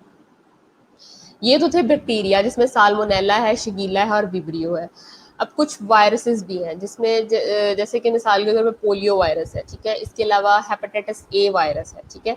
हेपेटाइटिस ए वायरस भी मोस्ट ऑफ द टाइम जो है वो डायरिया कॉज करता है, ठीक है, एब्डोमिनल डिस्टर्बेंस कॉज करता है, ठीक है। पोलियो जो है वो भी इसी तरह से एक्सेस लेता है। उसके बाद प्रोटोजुआ है, प्रोटोजुआ में जार्डिया लैम्बिया आ जाता है, ठीक है, जो कि आपका जो है वो गैस्ट्रोइंटेस्टाइनल ट्रैक्ट तक एक्सेस लेता है और वो आपके अंदर डिस्टर्बेंस कॉज करता है। और ये एंटर होता है वाया इंजेक्शन और दी एनल रूट, ठीक है। ये इंजेक्शन के थ्रू और एनल रूट के थ्रू भी आपके अंदर एंटर हो सकता है। हेपेटाइटिस ए आपको पता है मोस्ट ऑफ द टाइम किस वजह से होता है। हेपेटाइटिस ए की जो मोस्टली कॉज है वो एब्डोमिनल डिस्टर्बेंस है। एब्डोमिनल डिस्टर्बेंस ज़्यादातर जो है लोग एसिम्प्टोमेटिक रहते हैं और उनको पता नहीं चलता। तो उसके पीछे मेन कॉज जो वायरल इन्फेक्शन होती है, जीआई ट्रैक्ट में जो वायरस अप्रोच करता है वो हेपेटाइटिस ए होता है, ठीक है। आगे है रेस्पिरेटरी ट्रैक्ट। रेस्पिरेटरी ट्रैक्ट में एक्सेस आपको पता है सर्दियां शुरू होती हैं, बच्चों में अगर देखा जाए तो रोटा वायरस है, अगर वायरल सोर्स से देखा जाए, मैंने आप लोगों को क्लास में भी कई दफ़ा बताया था कि ऐसा वायरस जो कि नमूनिया कॉज करता है वो रोटा वायरस है, ठीक है। और जो बैक्टीरिया नमूनिया कॉज करेगा वो क्या है, वो स्ट्रेप्टोकोकस नमूनिया होगा। वो क्या करेगा, आपकी जितनी भी लंग्स की जो लाइनिंग है, जो एल्व्यूलर लाइनिंग है, उसके अंदर जाके वो स्टे करेगा, वहां पे मल्टीप्लिकेशन करेगा और उस मल्टीप्लिकेशन की वजह से वो इन्वेट करेगा और एक्सेस हासिल करेगा आपकी ब्लड स्ट्रीम के अंदर, ठीक है। तो वो जो बैक्टीरिया कर रहा है वो स्ट्रेप्टोकोकस नमूनी कर रहा है, वो सोर थ्रोट भी करवा रहा है, वो मेनिंजाइटिस भी करवा रहा है। इसके अलावा कुछ फंजाई होती हैं जिसे क्रिप्टोकोकस बोलते हैं, वो भी नमूनिया कॉज करवाते हैं, ठीक है। मतलब सिर्फ बैक्टीरिया और वायरसेस ही नहीं करवाते बल्कि कुछ खास किस्म के फंजाई भी होते हैं जो कि नमूनिया कॉज करवा रहे होते हैं और आपकी रेस्पिरेटरी ट्रैक्ट के थ्रू जो है वो आपकी इन्वेजन कर रहे होते हैं और उन फंजाई में क्रिप्टोकोकस आ जाते हैं। आगे है यूरोजेनिटल ट्रैक्ट। यूरोजेनिटल ट्रैक्ट में numerous STDs, STD stands for sexually transmitted diseases आ जाती हैं। वायरस आ जाता है जिसे कि ह्यूमन पेपिलोमा वायरस कहते हैं, ठीक है। ये बेसिकली जेनिटल वॉर्ड्स करवाता है, ठीक है। अगर आपने कभी डरमा में काम किया हो तो अक्सर वॉर्ड्स के साथ पेशेंट आते हैं और आप उन वॉर्ड्स वाले पेशेंट को देखते हो कि वॉर्ड्स उनके पाँवों पे भी होते हैं, अदर दूसरे बॉडी साइड्स पे भी, हाथों पे भी, कान पे भी, मुंह के किसी हिस्से पे, एब्डोमिनल एरिया पे, ठीक है। इसके अलावा वो वॉर्ड्स जो कि आपके कह लें कि जेनाइटल एरिया के ऊपर होते हैं, उन्हें जेनिटल वॉर्ड्स बोलते हैं, ठीक है, आपके रिप्रोडक्टिव एरियाज के ऊपर होते हैं, उनको हम क्या बोलते हैं, उनको हम जेनिटल वॉर्ड्स बोलते हैं। और जेनिटल वॉर्ड्स यूजुअली उसके लिए जो वायरस रिस्पॉन्सिबल होता है वो ह्यूमन पेपिलोमा वायरस होता है। उसके बाद कुछ प्रोटोजोन्स हैं। प्रोटोजोन्स में ट्राइकोमोनास आ जाता है, ट्राइकोमोनियसिस करवाता है। प्रोटोजुआ ट्राइकोमोनास जो है वो ट्राइकोमोनियसिस करवाता है, यानी कि ये जो इन्फेक्शन करवाएगा ये प्रोटोजुआ है। जिस तरह से आपका जो वो है मलेरियल पैरासाइट है प्लाज्मोडियम, ठीक है, वो क्या करवाता है, वो मलेरिया कॉज करता है। इसी तरह से ये प्रोटोजुआ है ट्राइकोमोनस, ट्राइकोमोनस जो है वो ट्राइकोमोनियसिस करवाता है। इसी तरह से बैक्टीरिया है नसीरिया गनोरिया, ठीक है, ये गनोरिया कॉज करवाता है, ठीक है। खास किस्म का कह लें कि ये आपके जो जेनिटल ट्रैक्ट का ये इन्फेक्शन होता है गनोरिया, ये भी बैक्टीरिया है और ये जो इन्फेक्शन कॉज करवाएगा उसको गनोरिया कहेंगे और इस बैक्टीरिया का नाम जो है वो नजीरिया गनोरिया है, ठीक है। और ये कहता है एक्वायर्ड बाय इंटरकोर्स और इंटीमेट कांटेक्ट, या तो ये इंटरकोर्स से ये सारी की सारी इन्फेक्शन हम गेन करते हैं या फिर इंटीमेट कांटेक्ट से करते हैं। बेटा ट्राइकोमोनियसिस इज ए प्रोटोजुअल इन्फेक्शन, ये एक प्रोटोजुअल इन्फेक्शन है। इसमें भी sudden fever, chills, vomiting, diarrhoea, abdominal disturbance, ये सारी चीज़ें होती हैं, ठीक है। जिस तरह से आपके उसमें होता है ना प्लाज्मोडियम के अंदर, प्लाज्मोडियम फेल्सीपेरम और प्लाज्मोडियम ओवेक्स और वेवाई वो रिस्पॉन्सिबल होते हैं मलेरिया के लिए। इसी तरह से जो आपका ट्राइकोमोनास है वो एक पैरासाइट है और ये जो पैरासिटिक इन्फेक्शन या प्रोटोजोइक नेचर इन्फेक्शन कॉज करता है उसको ट्राइकोमोनियासिस कहते हैं। यानी कि ट्राइकोमोनास जो इन्फेक्शन फैलाता है, जो इन्फेक्शन कॉज करता है, उसका जो डायग्नोज बनता है उसको हम ट्राइकोमोनियासिस बोलते हैं। ठीक है, इसकी समझ आ गई है। आगे है हमारे पास एसटीडीज किस किस वजह से हो सकता है, और उसने उनका एक रेशियो बताया हुआ है। Common STDs which include viruses, protozoans, fungi and bacteria. STDs basically मैंने आपको बताया है कि इस किस्म की इन्फेक्शंस होती हैं जो कि सेक्सुअली ट्रांसमिटेड डिजीज होती हैं, सेक्सुअली ट्रांसमिटेड इन्फेक्शंस होती हैं। अब कुछ वायरसेस, कुछ प्रोटोजुआ, कुछ फंजाई और कुछ बैक्टीरिया की उसने बात की है और इसके बारे में बताया हुआ। उसने एक एस्टिमेटेड केस बताया हुआ यूएस के अंदर कि पर ईयर वो किस तरह से रिपोर्ट होते हैं। अगर ह्यूमन पेपिलोमा वायरस, ये एक वायरस का नाम है, क्या नाम है पूरा, ह्यूमन पेपिलोमा वायरस। अगर एचपीवी की बात की जाए तो एचपी की वजह से जो एसटीडी होती है इसके पर ईयर केसेस होते हैं 55,100,000। ठीक है, 55,100,000 होते हैं ये। ठीक है, आगे ट्राइकोमोनियासिस जिसकी गुल्ले लाला ने बात की थी, ये एक क्या है, ये एक प्रोटोजुअल इन्फेक्शन है, प्रोटोजुआ है ट्राइकोमोनास।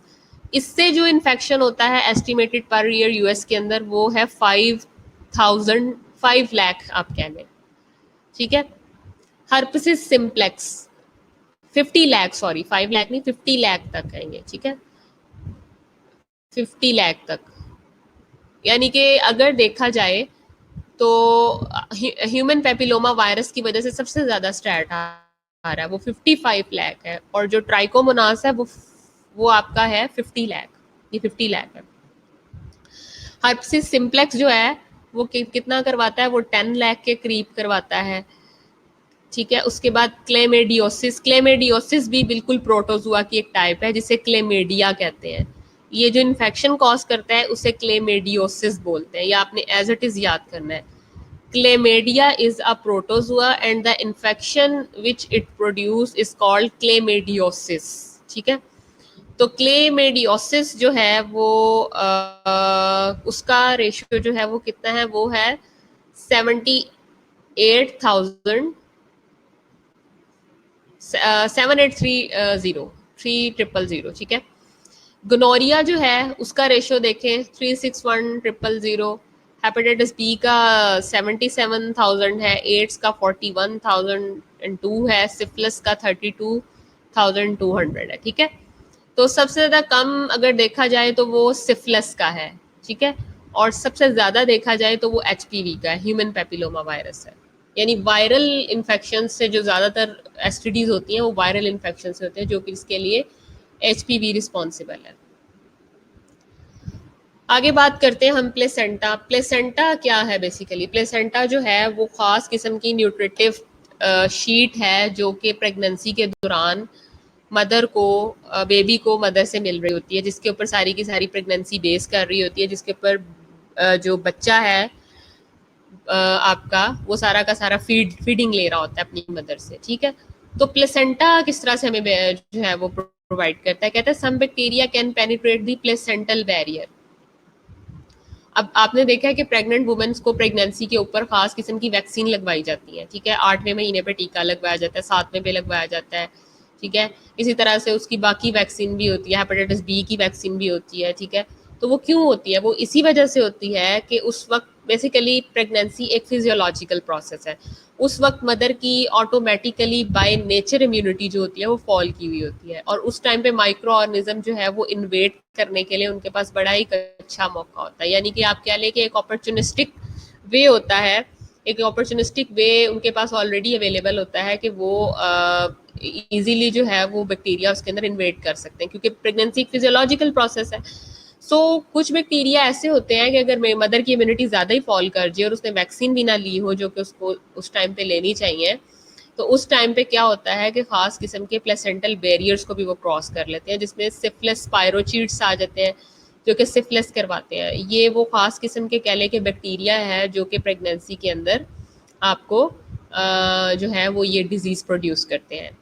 इसके अलावा बर्थ कैनाल के अंदर जो आपकी बर्थ कैनाल है, वेजिनल कैनाल है, उसके अंदर जो वायरस रिस्पॉन्सिबल होगा इन्फेक्शन के लिए वो हर्पेसिस सिम्प्लेक्स वायरस होगा, HSV। ठीक है, उसको HSV बोलते हैं, हर्पेसिस सिम्प्लेक्स वायरस।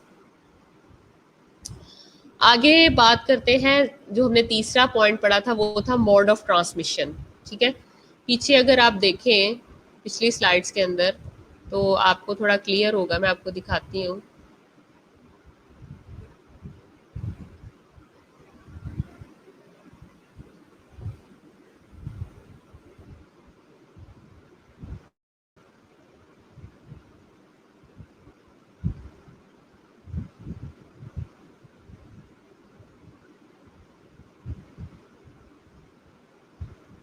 पिछली स्लाइड्स में मैं आपको बेसिकली कंटेंट पे लेके जाना चाह रही हूँ एक दफ़ा, ताकि आप लोगों को क्लियर हो जाए चीज़ें। हमने नॉर्मल माइक्रोफ्लोरा की बात की थी, हमने प्रोसेस ऑफ इन्फेक्शन की बात की है, प्रोसेस ऑफ इन्फेक्शन में आगे हमने पैथोजेनेसिटी पढ़ी है, पोर्टल ऑफ एंट्री पढ़ी है, मोड ऑफ ट्रांसमिशन अब हम पढ़ने लगे, और उसके बाद फिर हमने ये process of infection and disease पढ़ना है, फिर पोर्टल ऑफ एग्जिट पढ़ना है। ठीक है, तो ये सारे के सारा ये वो कंटेंट है जो हमने के यहाँ तक मोड ऑफ ट्रांसमिशन तक कंप्लीट कर लिया है।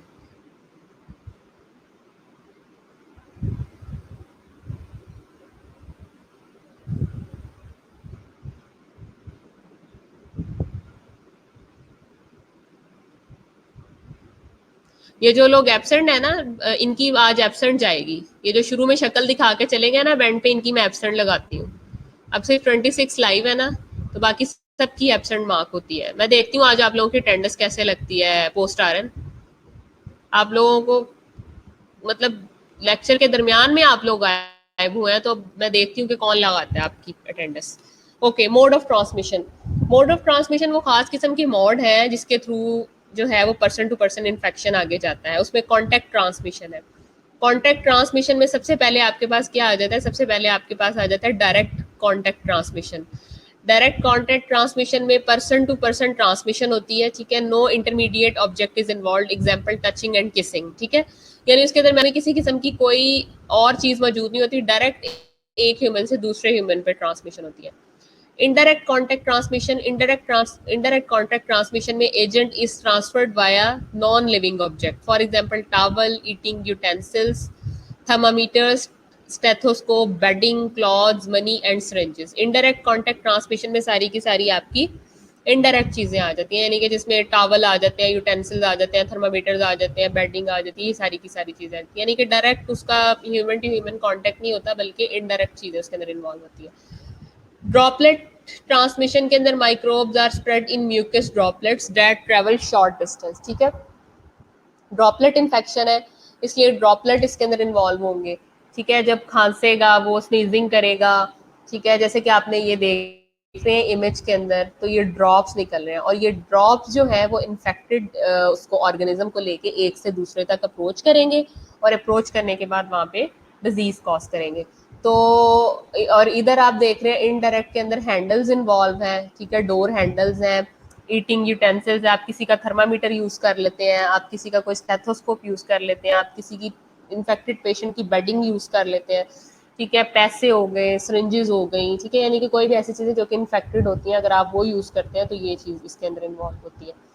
अच्छा, उसके बाद माइक्रोब्स जो कि आप तो सबकी मैं एब्सेंट लगाऊंगी। अब आप लोग ना, आप मुझे पूरा काउंट ना 40 का 40 मिले आज। मैं देखती हूँ जरा, नीलम और हबीब ये सबको इन्फॉर्म कर दो अब आप लोग। Microbes are spread in mucus droplets that travel short distance less than 1 metre, जो कि 1 मीटर से, जी बिल्कुल डायरेक्ट नहीं है, ड्रॉपलेट है वो भी। इसीलिए तो आपको फेस मास्क पहनने का कहा गया ना, कि उन ड्रॉपलेट के अंदर वो इन्फेक्शन मौजूद है, उन ड्रॉपलेट के अंदर वो वायरस मौजूद है। अगर तो वो ड्रॉपलेट नीचे किसी सॉलिड जगह पे गिर जाएंगे तो वो जो बैक्टीरिया वायरस होगा वो सॉलिड सरफेस के ऊपर तो मौजूद रहेगा, लेकिन आप तक उसने रसाई नहीं हासिल की होगी। ठीक है, वो ड्रॉपलेट है, डायरेक्ट नहीं है। डायरेक्ट कैसे? डायरेक्ट आप किसी के इस तरह से सोर्स प्रोवाइड करोगे तो फिर है ना, उसके मुंह के ऊपर जाके छींकोगे तो फिर है ना।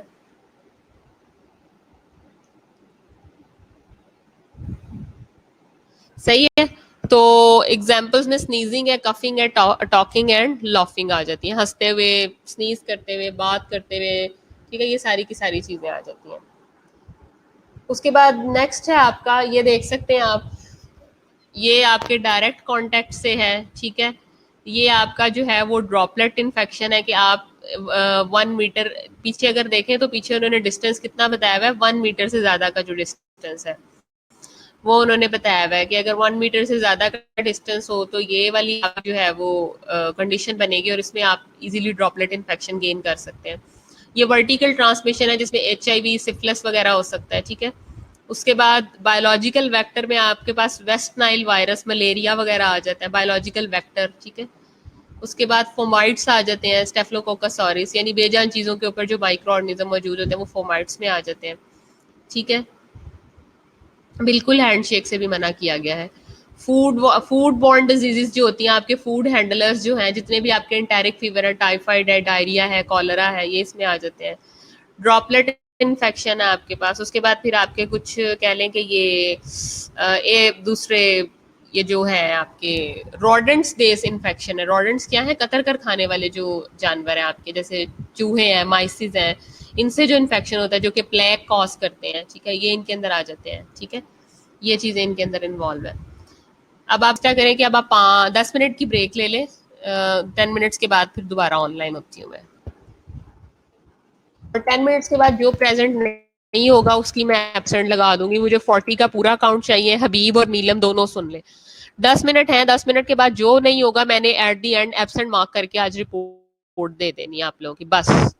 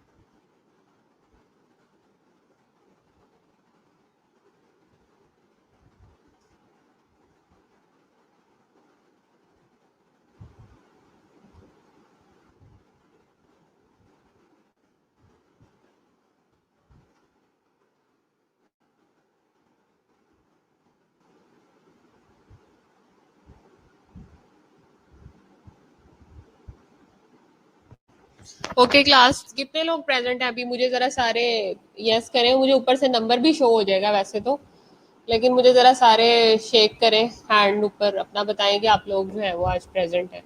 वो इस वजह से कि आज तो मैंने स्ट्रिक्टली कह देना है कि इन लोगों की आपने जो है वो अटेंडेंस मार्क नहीं करनी। 40 की क्लास, और 40 की क्लास में से सिर्फ 27 स्टूडेंट्स जो हैं वो प्रेजेंट हैं, ठीक है? तो ये तो कोई तरीका नहीं है, ठीक है ना? मैंने सबकी जो है ना वो एब्सेंट मार्क करनी है आज, सब थ्रू आउट। मैं देखती हूँ आज आप लोगों की कैसे जाती है। आप लोगों के लिए ये लेक्चर मैनेज किया जाता है, आप लोगों के लिए इतनी मुश्किल मुश्किल ये जो है वो पीपीटीज बनाई जाती हैं, और आप लोग अगर आगे से ना आए तो क्या फायदा आप लोगों का? फिर आप बता दें, फिर मैं ना लेक्चर अरेंज किया करूं आप लोगों के लिए।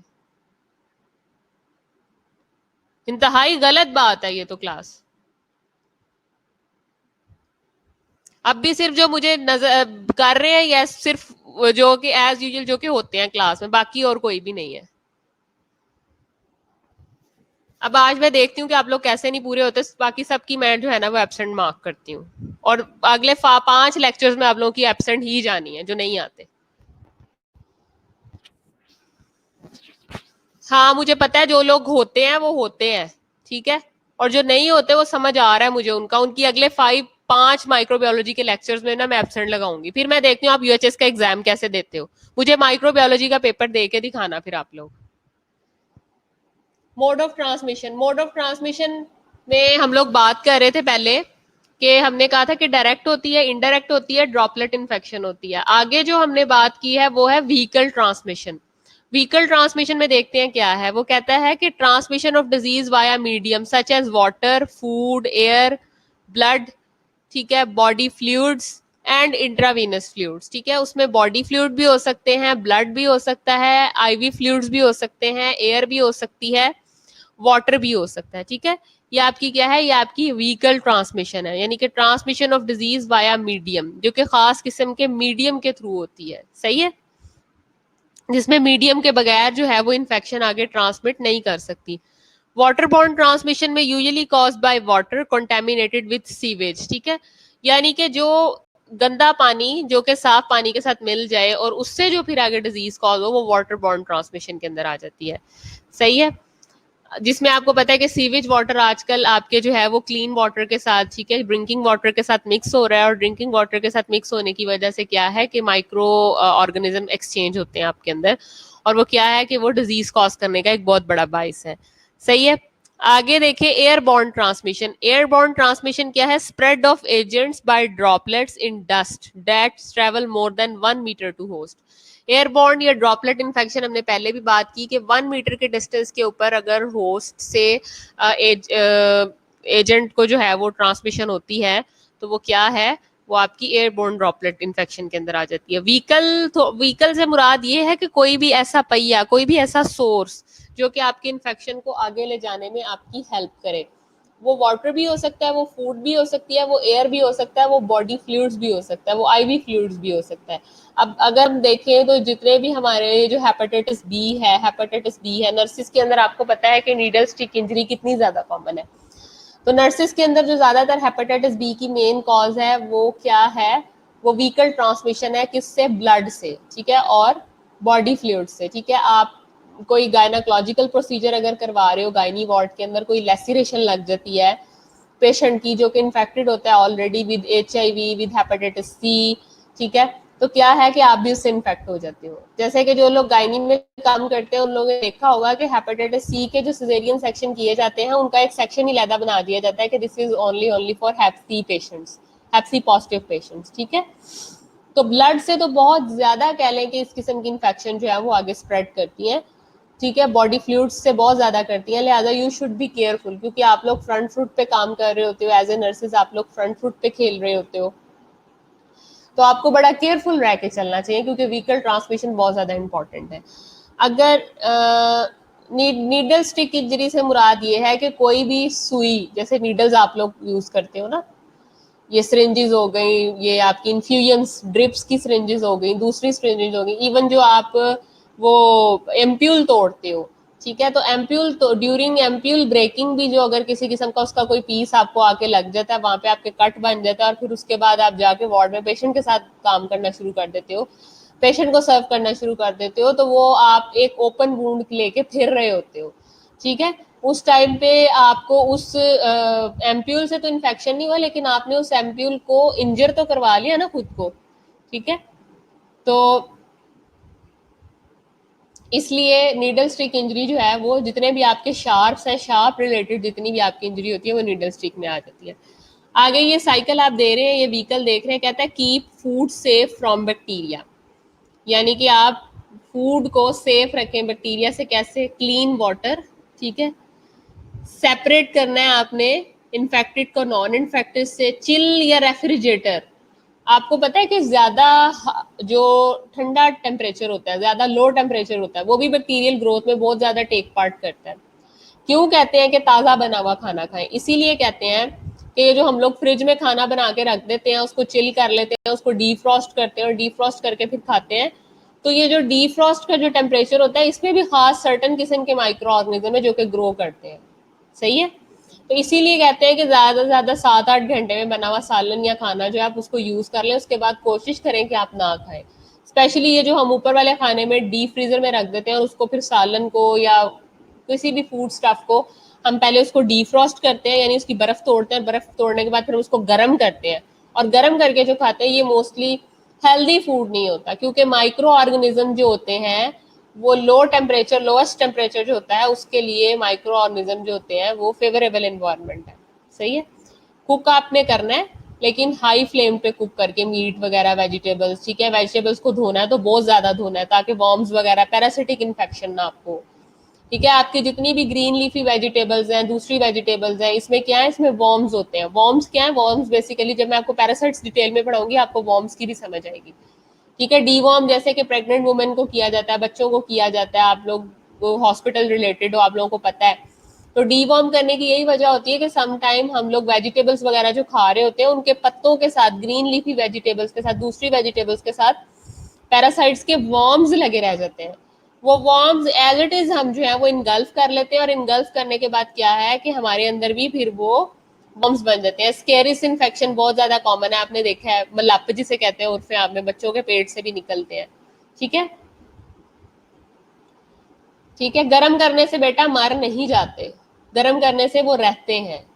ये आपको किसने कहा कि गर्म करने से मर जाते हैं? एक चीज जो कि उसका पार्ट बन गई है डीफ्रॉस्ट वाले टेम्परेचर के ऊपर, वो कैसे मरेगी? हाँ, आप किसी को रॉ, आपने उसको वो टेम्परेचर दे दिया ना, उसके अंदर म्यूटेशन आ गई है, उसने खुद को चेंज कर लिया, म्यूटेट कर लिया, अडेप्टेशन ले आया बैक्टीरिया आपके अंदर। हाँ, अगर आप रॉ चीज को ही लेके आते हो, रॉ जैसे सब्जी रॉ लेके आते हो, मीट रॉ लेके आते हो, उसको हाई फ्लेम पे पकाते हो, तो फिर उसके बैक्टीरिया मर जाते हैं। लेकिन अगर आप उसको अडेप्टेशन दे देते हो, आर्टिफिशियल इन्वायरमेंट दे देते हो, वो अपने डीएनए के अंदर चेंज लेके आ जाता है, खुद को उस तरह से ढाल लेता है, फिर वो नहीं मरेगा, फिर वो बिल्कुल भी नहीं मरेगा गर्म करने से।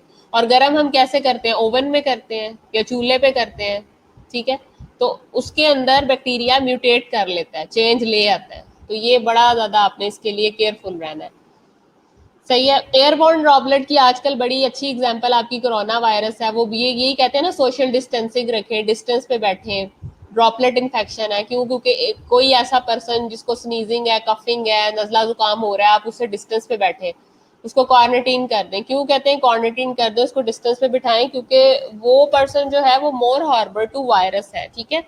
जब वो आपके ऊपर छींकेगा, स्नीज करेगा, तो वो क्या करेगा, वो आपको भी इन्फेक्ट कर सकता है, वो सोर्स ऑफ इन्फेक्शन हो सकता है वो पर्सन, ठीक है। ये बात उन्होंने पहले बता दिया कि जितने भी ड्रॉपलेट इन्फेक्शन है, एयरबोर्न ट्रांसमिशन से जितनी भी किस्म की इन्फेक्शन हो रही है, उससे आपने एहतियात करनी है, 1 मीटर के फासले पे बैठना है, ठीक है। लेकिन हमें इन चीज़ों का जो है वो प्रैक्टिकली अब हम इस वक्त इम्प्लीमेंट कर रहे हैं, क्योंकि हमें चीज़ों की अब समझ आना शुरू है, जब कोरोना ने हम पे वार किया है, या कह लें कि कोरोना हम पे हावी हुआ है।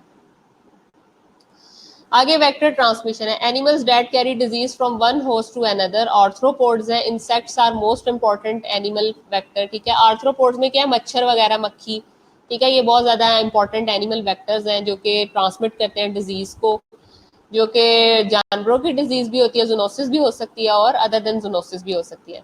मैकेनिकल ट्रांसमिशन में क्या आ जाती है, यानी कि कोई भी चीज जो कि passive transport of pathogens of on insects body, for example bee, ठीक है। अब मक्खी है, वो मैकेनिकल ट्रांसमिशन करती है। मैकेनिकल में ये होता है कि मतलब वो उसने कोई फोर्स इस्तेमाल करनी है, उसकी कोई एनर्जी यूज होनी है, फिर इन्फेक्शन जो है वो टारगेटेड पर्सन तक पहुंचना है। अब जैसे बी है, मक्खी है, वो क्या करती है, वो स्टूल के ऊपर बैठेगी, या किसी कह लें कि ये जो आपका होता है एक्सक्रीटा, वॉमिटस होता है, उसके ऊपर बैठेगी, वो वहां से माइक्रो ऑर्गेनिज्म को उठाएगी और किसी भी खाने के बर्तन पे जाके बैठ जाएगी, किसी भी खाने पे जाके बैठ जाएगी। ठीक है, तो ये मैकेनिकल ट्रांसमिशन है, यानी कि उसने वहां से वो इन्फेक्टेड माइक्रो ऑर्गेनिज्म उठाया उस गंदी चीज से, उस एक्सक्रीटा से, उस वॉमिटस से, और जाके साफ चीज के ऊपर बैठ गई और वहां पे वो छोड़ दिया, तो मैकेनिकल ट्रांसमिशन। बायोलॉजिकल ट्रांसमिशन में हमारे पास आ जाती है pathogen spends part of its life cycle in the vector, for example mosquito.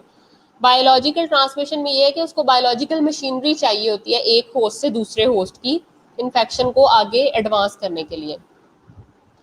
जितने भी पैरासिटिक इन्फेक्शन होते हैं वो आपके बायोलॉजिकल ट्रांसमिशन होते हैं। क्यों? क्योंकि उनमें एक एनिमल के अंदर या एक पर्सन के अंदर वायरस जो होता है या पैरासाइट होता है वो अपना हाफ लाइफ साइकिल कंप्लीट करता है, और बाकी का लाइफ साइकिल जो होता है वो दूसरे ऑर्गेनिज्म के अंदर अपना कंप्लीट करता है। मिसाल के तौर पर पैरासाइट्स जब मैं आपको पढ़ाऊंगी ना तो आपको समझ आएगी, पैरासाइट्स का जो लाइफ साइकिल होता है ना वो हमेशा दो हिस्सों में कन्वर्ट होता है। आधा लाइफ साइकिल वो अपना एक एनिमल के अंदर कंप्लीट करते हैं और आधा लाइफ साइकिल अपना वो दूसरे एनिमल के अंदर कंप्लीट करते हैं। ये पॉसिबल है कि हाफ लाइफ साइकिल वो ह्यूमन के अंदर कंप्लीट करे और बाकी का हाफ लाइफ साइकिल जो है वो किसी एनिमल के अंदर कंप्लीट करे। एनिमल में आपकी काऊ भी हो सकती है, आपका हॉर्स भी हो सकता है, आपका डंकी, बुल, कुछ भी हो सकता है। तो पैरासाइटिक जो लाइफ साइकिल है ना वो इसी किस्म के होते हैं, वो दो पार्ट्स में कन्वर्ट होते हैं, दो पार्ट्स में वो कंप्लीट करते हैं अपनी रिप्रोडक्शन का जो प्रोसेस है।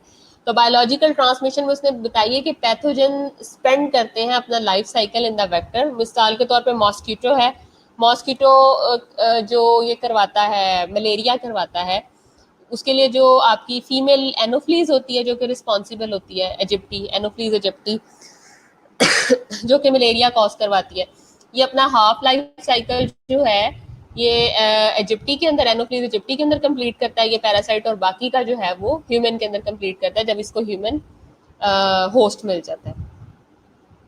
ये आप देख रहे हैं, a mosquito is a biological vector and the common housefly is the mechanical vector. Mosquito जो है वो बायोलॉजिकल वेक्टर है, क्यों? क्योंकि उसके दो पार्ट्स चाहिए, दो फेजेस चाहिए, एक वो जो मॉस्किटो के अंदर कंप्लीट करना और एक वो जो ह्यूमन के अंदर कंप्लीट करना, फिर इसका सारा का सारा रिप्रोडक्शन का लाइफ साइकिल कंप्लीट होगा। लेकिन मक्खी सिंपल क्या करती है, गंदी चीज से वो चीज उठाती है और किसी साफ चीज पे जाके बैठ जाती है और अपना लाइफ साइकिल कंप्लीट कर लेती है।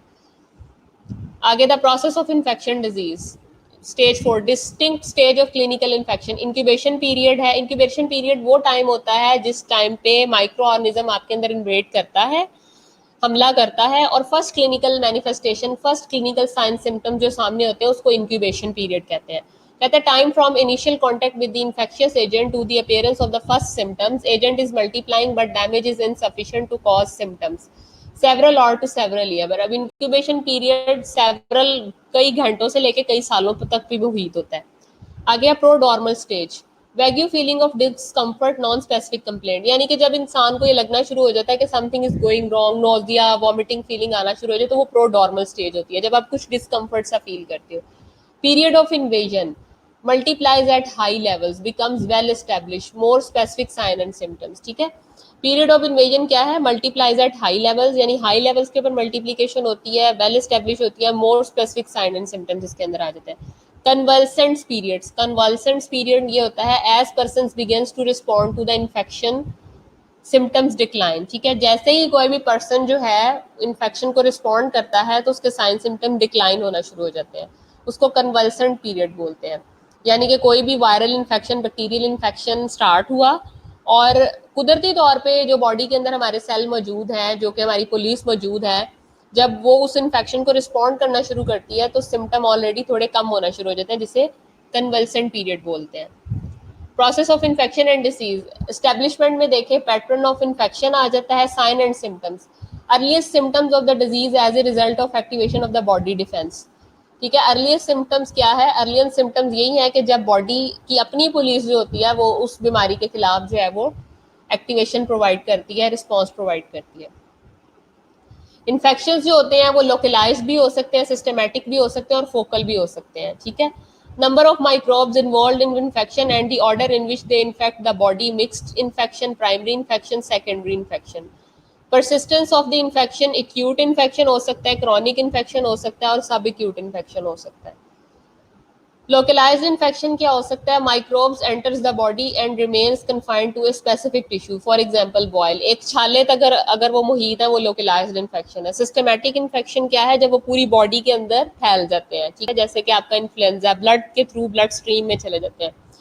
फोकल इन्फेक्शन क्या होता है? कि जब इन्फेक्शन किसी और सोर्स से आ रहा होता है, when infectious agent breaks loose from the local infection and is carried to the other tissue, यानी कि अगर कोई बॉयल या छाला मेरे चेहरे पे बना है, लेकिन चेहरे से बनते बनते वो मेरी गर्दन पे आ गया है, तो उसके फोकाई में क्या कहूंगी कि वो फेस से आ रहे थे, गर्दन तक चले गए, focal infection. Number of microbes involve, mixed microbes, several microbes grow simultaneously at the infection site, ठीक है।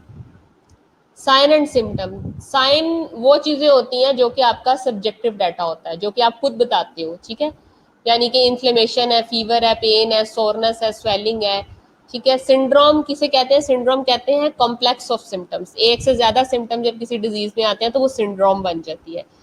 और आपकी जो साइन होता है, साइन आपका ऑब्जेक्टिव एविडेंस होता है, यानी कि साइन ऐसा रिकॉर्ड होता है, ऐसा डेटा होता है जो कि आप खुद लेते हो। मिसाल के तौर पे आप बुखार चेक करना, ब्लड प्रेशर चेक करना, ठीक है, ब्लड प्रेशर का बढ़ा होना, बुखार का बढ़ा हुआ होना, पल्स का बढ़ा होना, रेस्पिरेशन का बढ़ा होना, ये साइन है। सिम्टम्स वो है जो पेशेंट खुद से बताएगा, मेरा गला खराब है, मुझे बुखार हो रहा है, मुझे दर्द हो रही है, ठीक है, मेरी सूजन हो रही है, ये सिम्टम्स है। और सिंड्रोम जब एक से ज्यादा बीमारियां इकट्ठी हो जाती हैं तो उसको क्लस्टर ऑफ डिजीज को सिंड्रोम कहते हैं। After the initial infection pathogen may remain in the body in the latent state and me later cause recurrent infection.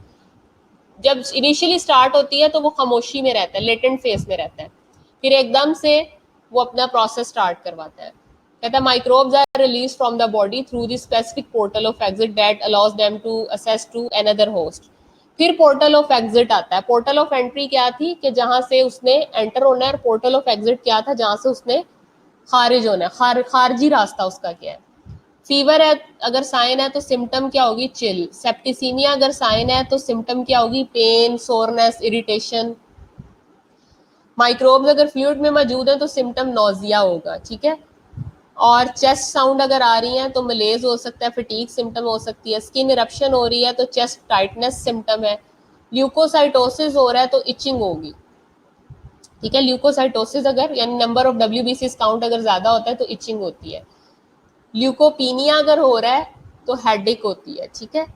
अगर प्लेटलेट्स काउंट ज्यादा हो रहा हो, कम हो रहा होता है, पीनिया का मतलब होता है कम, ल्यूकोपीनिया अगर हो रहा है तो हेडेक होती है। स्वॉलन लिम्फ नोड्स हैं तो नोजिया होगा।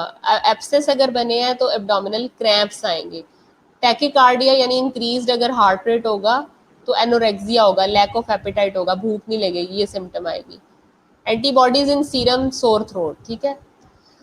ये सारे के सारे साइन है, ये सारी की सारी सिम्टम्स है। Common sign symptoms in infectious disease उसने बताई है कि वो कौन कौन सी है। पोर्टल ऑफ एग्जिट, अब एंटर तो हो गया, निकलना कैसे? अब पोर्टल कहते हैं रास्ता, एग्जिट कहते हैं खारिज, खारजी रास्ता, आउट होने का रास्ता। वो रेस्पिरेटरी भी हो सकता है, जो एंट्री है वही एग्जिट है। स्लाइवरी भी है, स्किन भी है, फीकस भी है, यूरोजेनिटल भी है और ब्लड भी है। पोर्टल ऑफ एग्जिट में रेस्पिरेटरी ट्रैक्ट की अगर बात की जाए तो exit in discharge, mucus droplet है फ्रॉम नोज माउथ, इसीलिए कहते हैं ना मुंह ढांप के रखें, डिस्टेंस पे बैठें। ट्रांसमिशन कफिंग से, स्नीडिंग से, स्पिटिंग से। जीआईटी में क्या है? फीसिस है, स्लाइवा है, उसके लिए जो माइक्रो ऑर्गेनिज्म रिस्पॉन्सिबल है वो साल्मोनेला है, टाइफाइड है, कॉलरा है, रेबीज वायरस है, हर्पिस सिम्प्लेक्स है, ठीक है। पोर्टल ऑफ यूरोजेनिटल ट्रैक्ट है, स्किन है, स्किन वुड इन्फेक्शन, ब्लड, ठीक है। वही सारी चीजें जो एंट्री की है वही आपकी एग्जिट की है, ये आप इसमें भी देख सकते हैं। डिजीज प्रिवेंशन एंड हाइजीन, अब ये सारी चीजें होगी, अब हमने रोकथाम कैसे करनी है, बचाना कैसे है खुद को, सफाई कैसे रखनी है। कहते हैं hygiene refers to condition and practices that helps to maintain health and prevent the spread of disease. वो प्रैक्टिसेस हैं जिससे क्या है, हमने बचना है, खुद बचना है। Medical hygiene therefore includes a specific set of practices associated with this preservation of health. For example environmental cleaning, आप अपने माहौल को साफ रखें जहां आप रह रहे हैं, स्टरलाइजेशन करें इक्विपमेंट्स की, हैंड हाइजीन करें, पानी उबला हुआ पिए, क्लोरीनेटेड वाटर पिए, ठीक है। अपना जो डिस्प्रीटा है, गार्बेजेस है, उसको अच्छे तरीके के साथ वेस्ट करें, आइदर वो घर का गार्बेज है या डिस्पोजल है या फिर हॉस्पिटल डिस्पोजल है। तो ऐसी सारी की सारी प्रैक्टिसेस अगर आप करेंगे, इन्वायरमेंट को क्लीन रखते हुए, स्टरलाइजेशन करेंगे, सैनिटेशन को इम्प्रूव करेंगे, हैंड हाइजीन करेंगे, स्टरलाइजेशन ऑफ इक्विपमेंट करेंगे, मेडिकल वेस्ट को अच्छे तरीके से टिकाने पे लगाएंगे, तो मेरा नहीं ख्याल कि आप जो है वो माइक्रो ऑर्गेनिज्म को दावत देंगे कि वो आपको जो है वो खराब करें इस पॉइंट ऑफ व्यू से। ठीक है, तो any question please you can ask.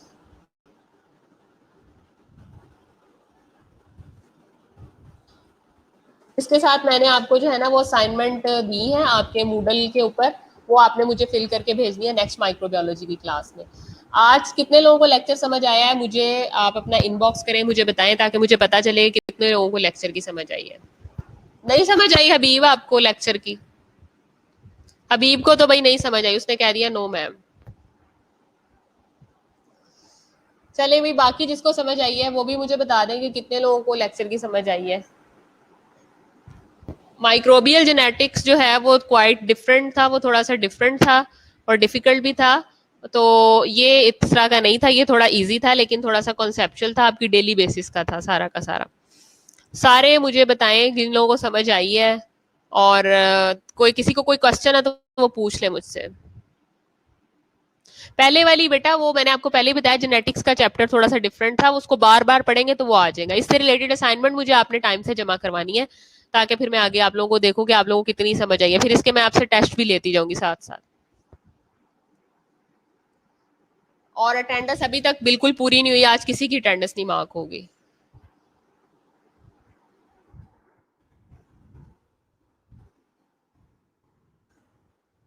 Thanks class.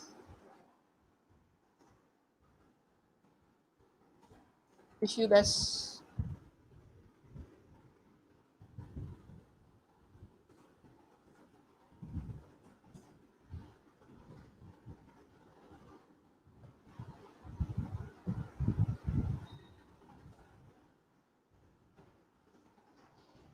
मुझे अब आप लोगों ने बस सेंड कर देनी है अपनी असाइनमेंट, ठीक है? ओके, अल्लाह हाफिज।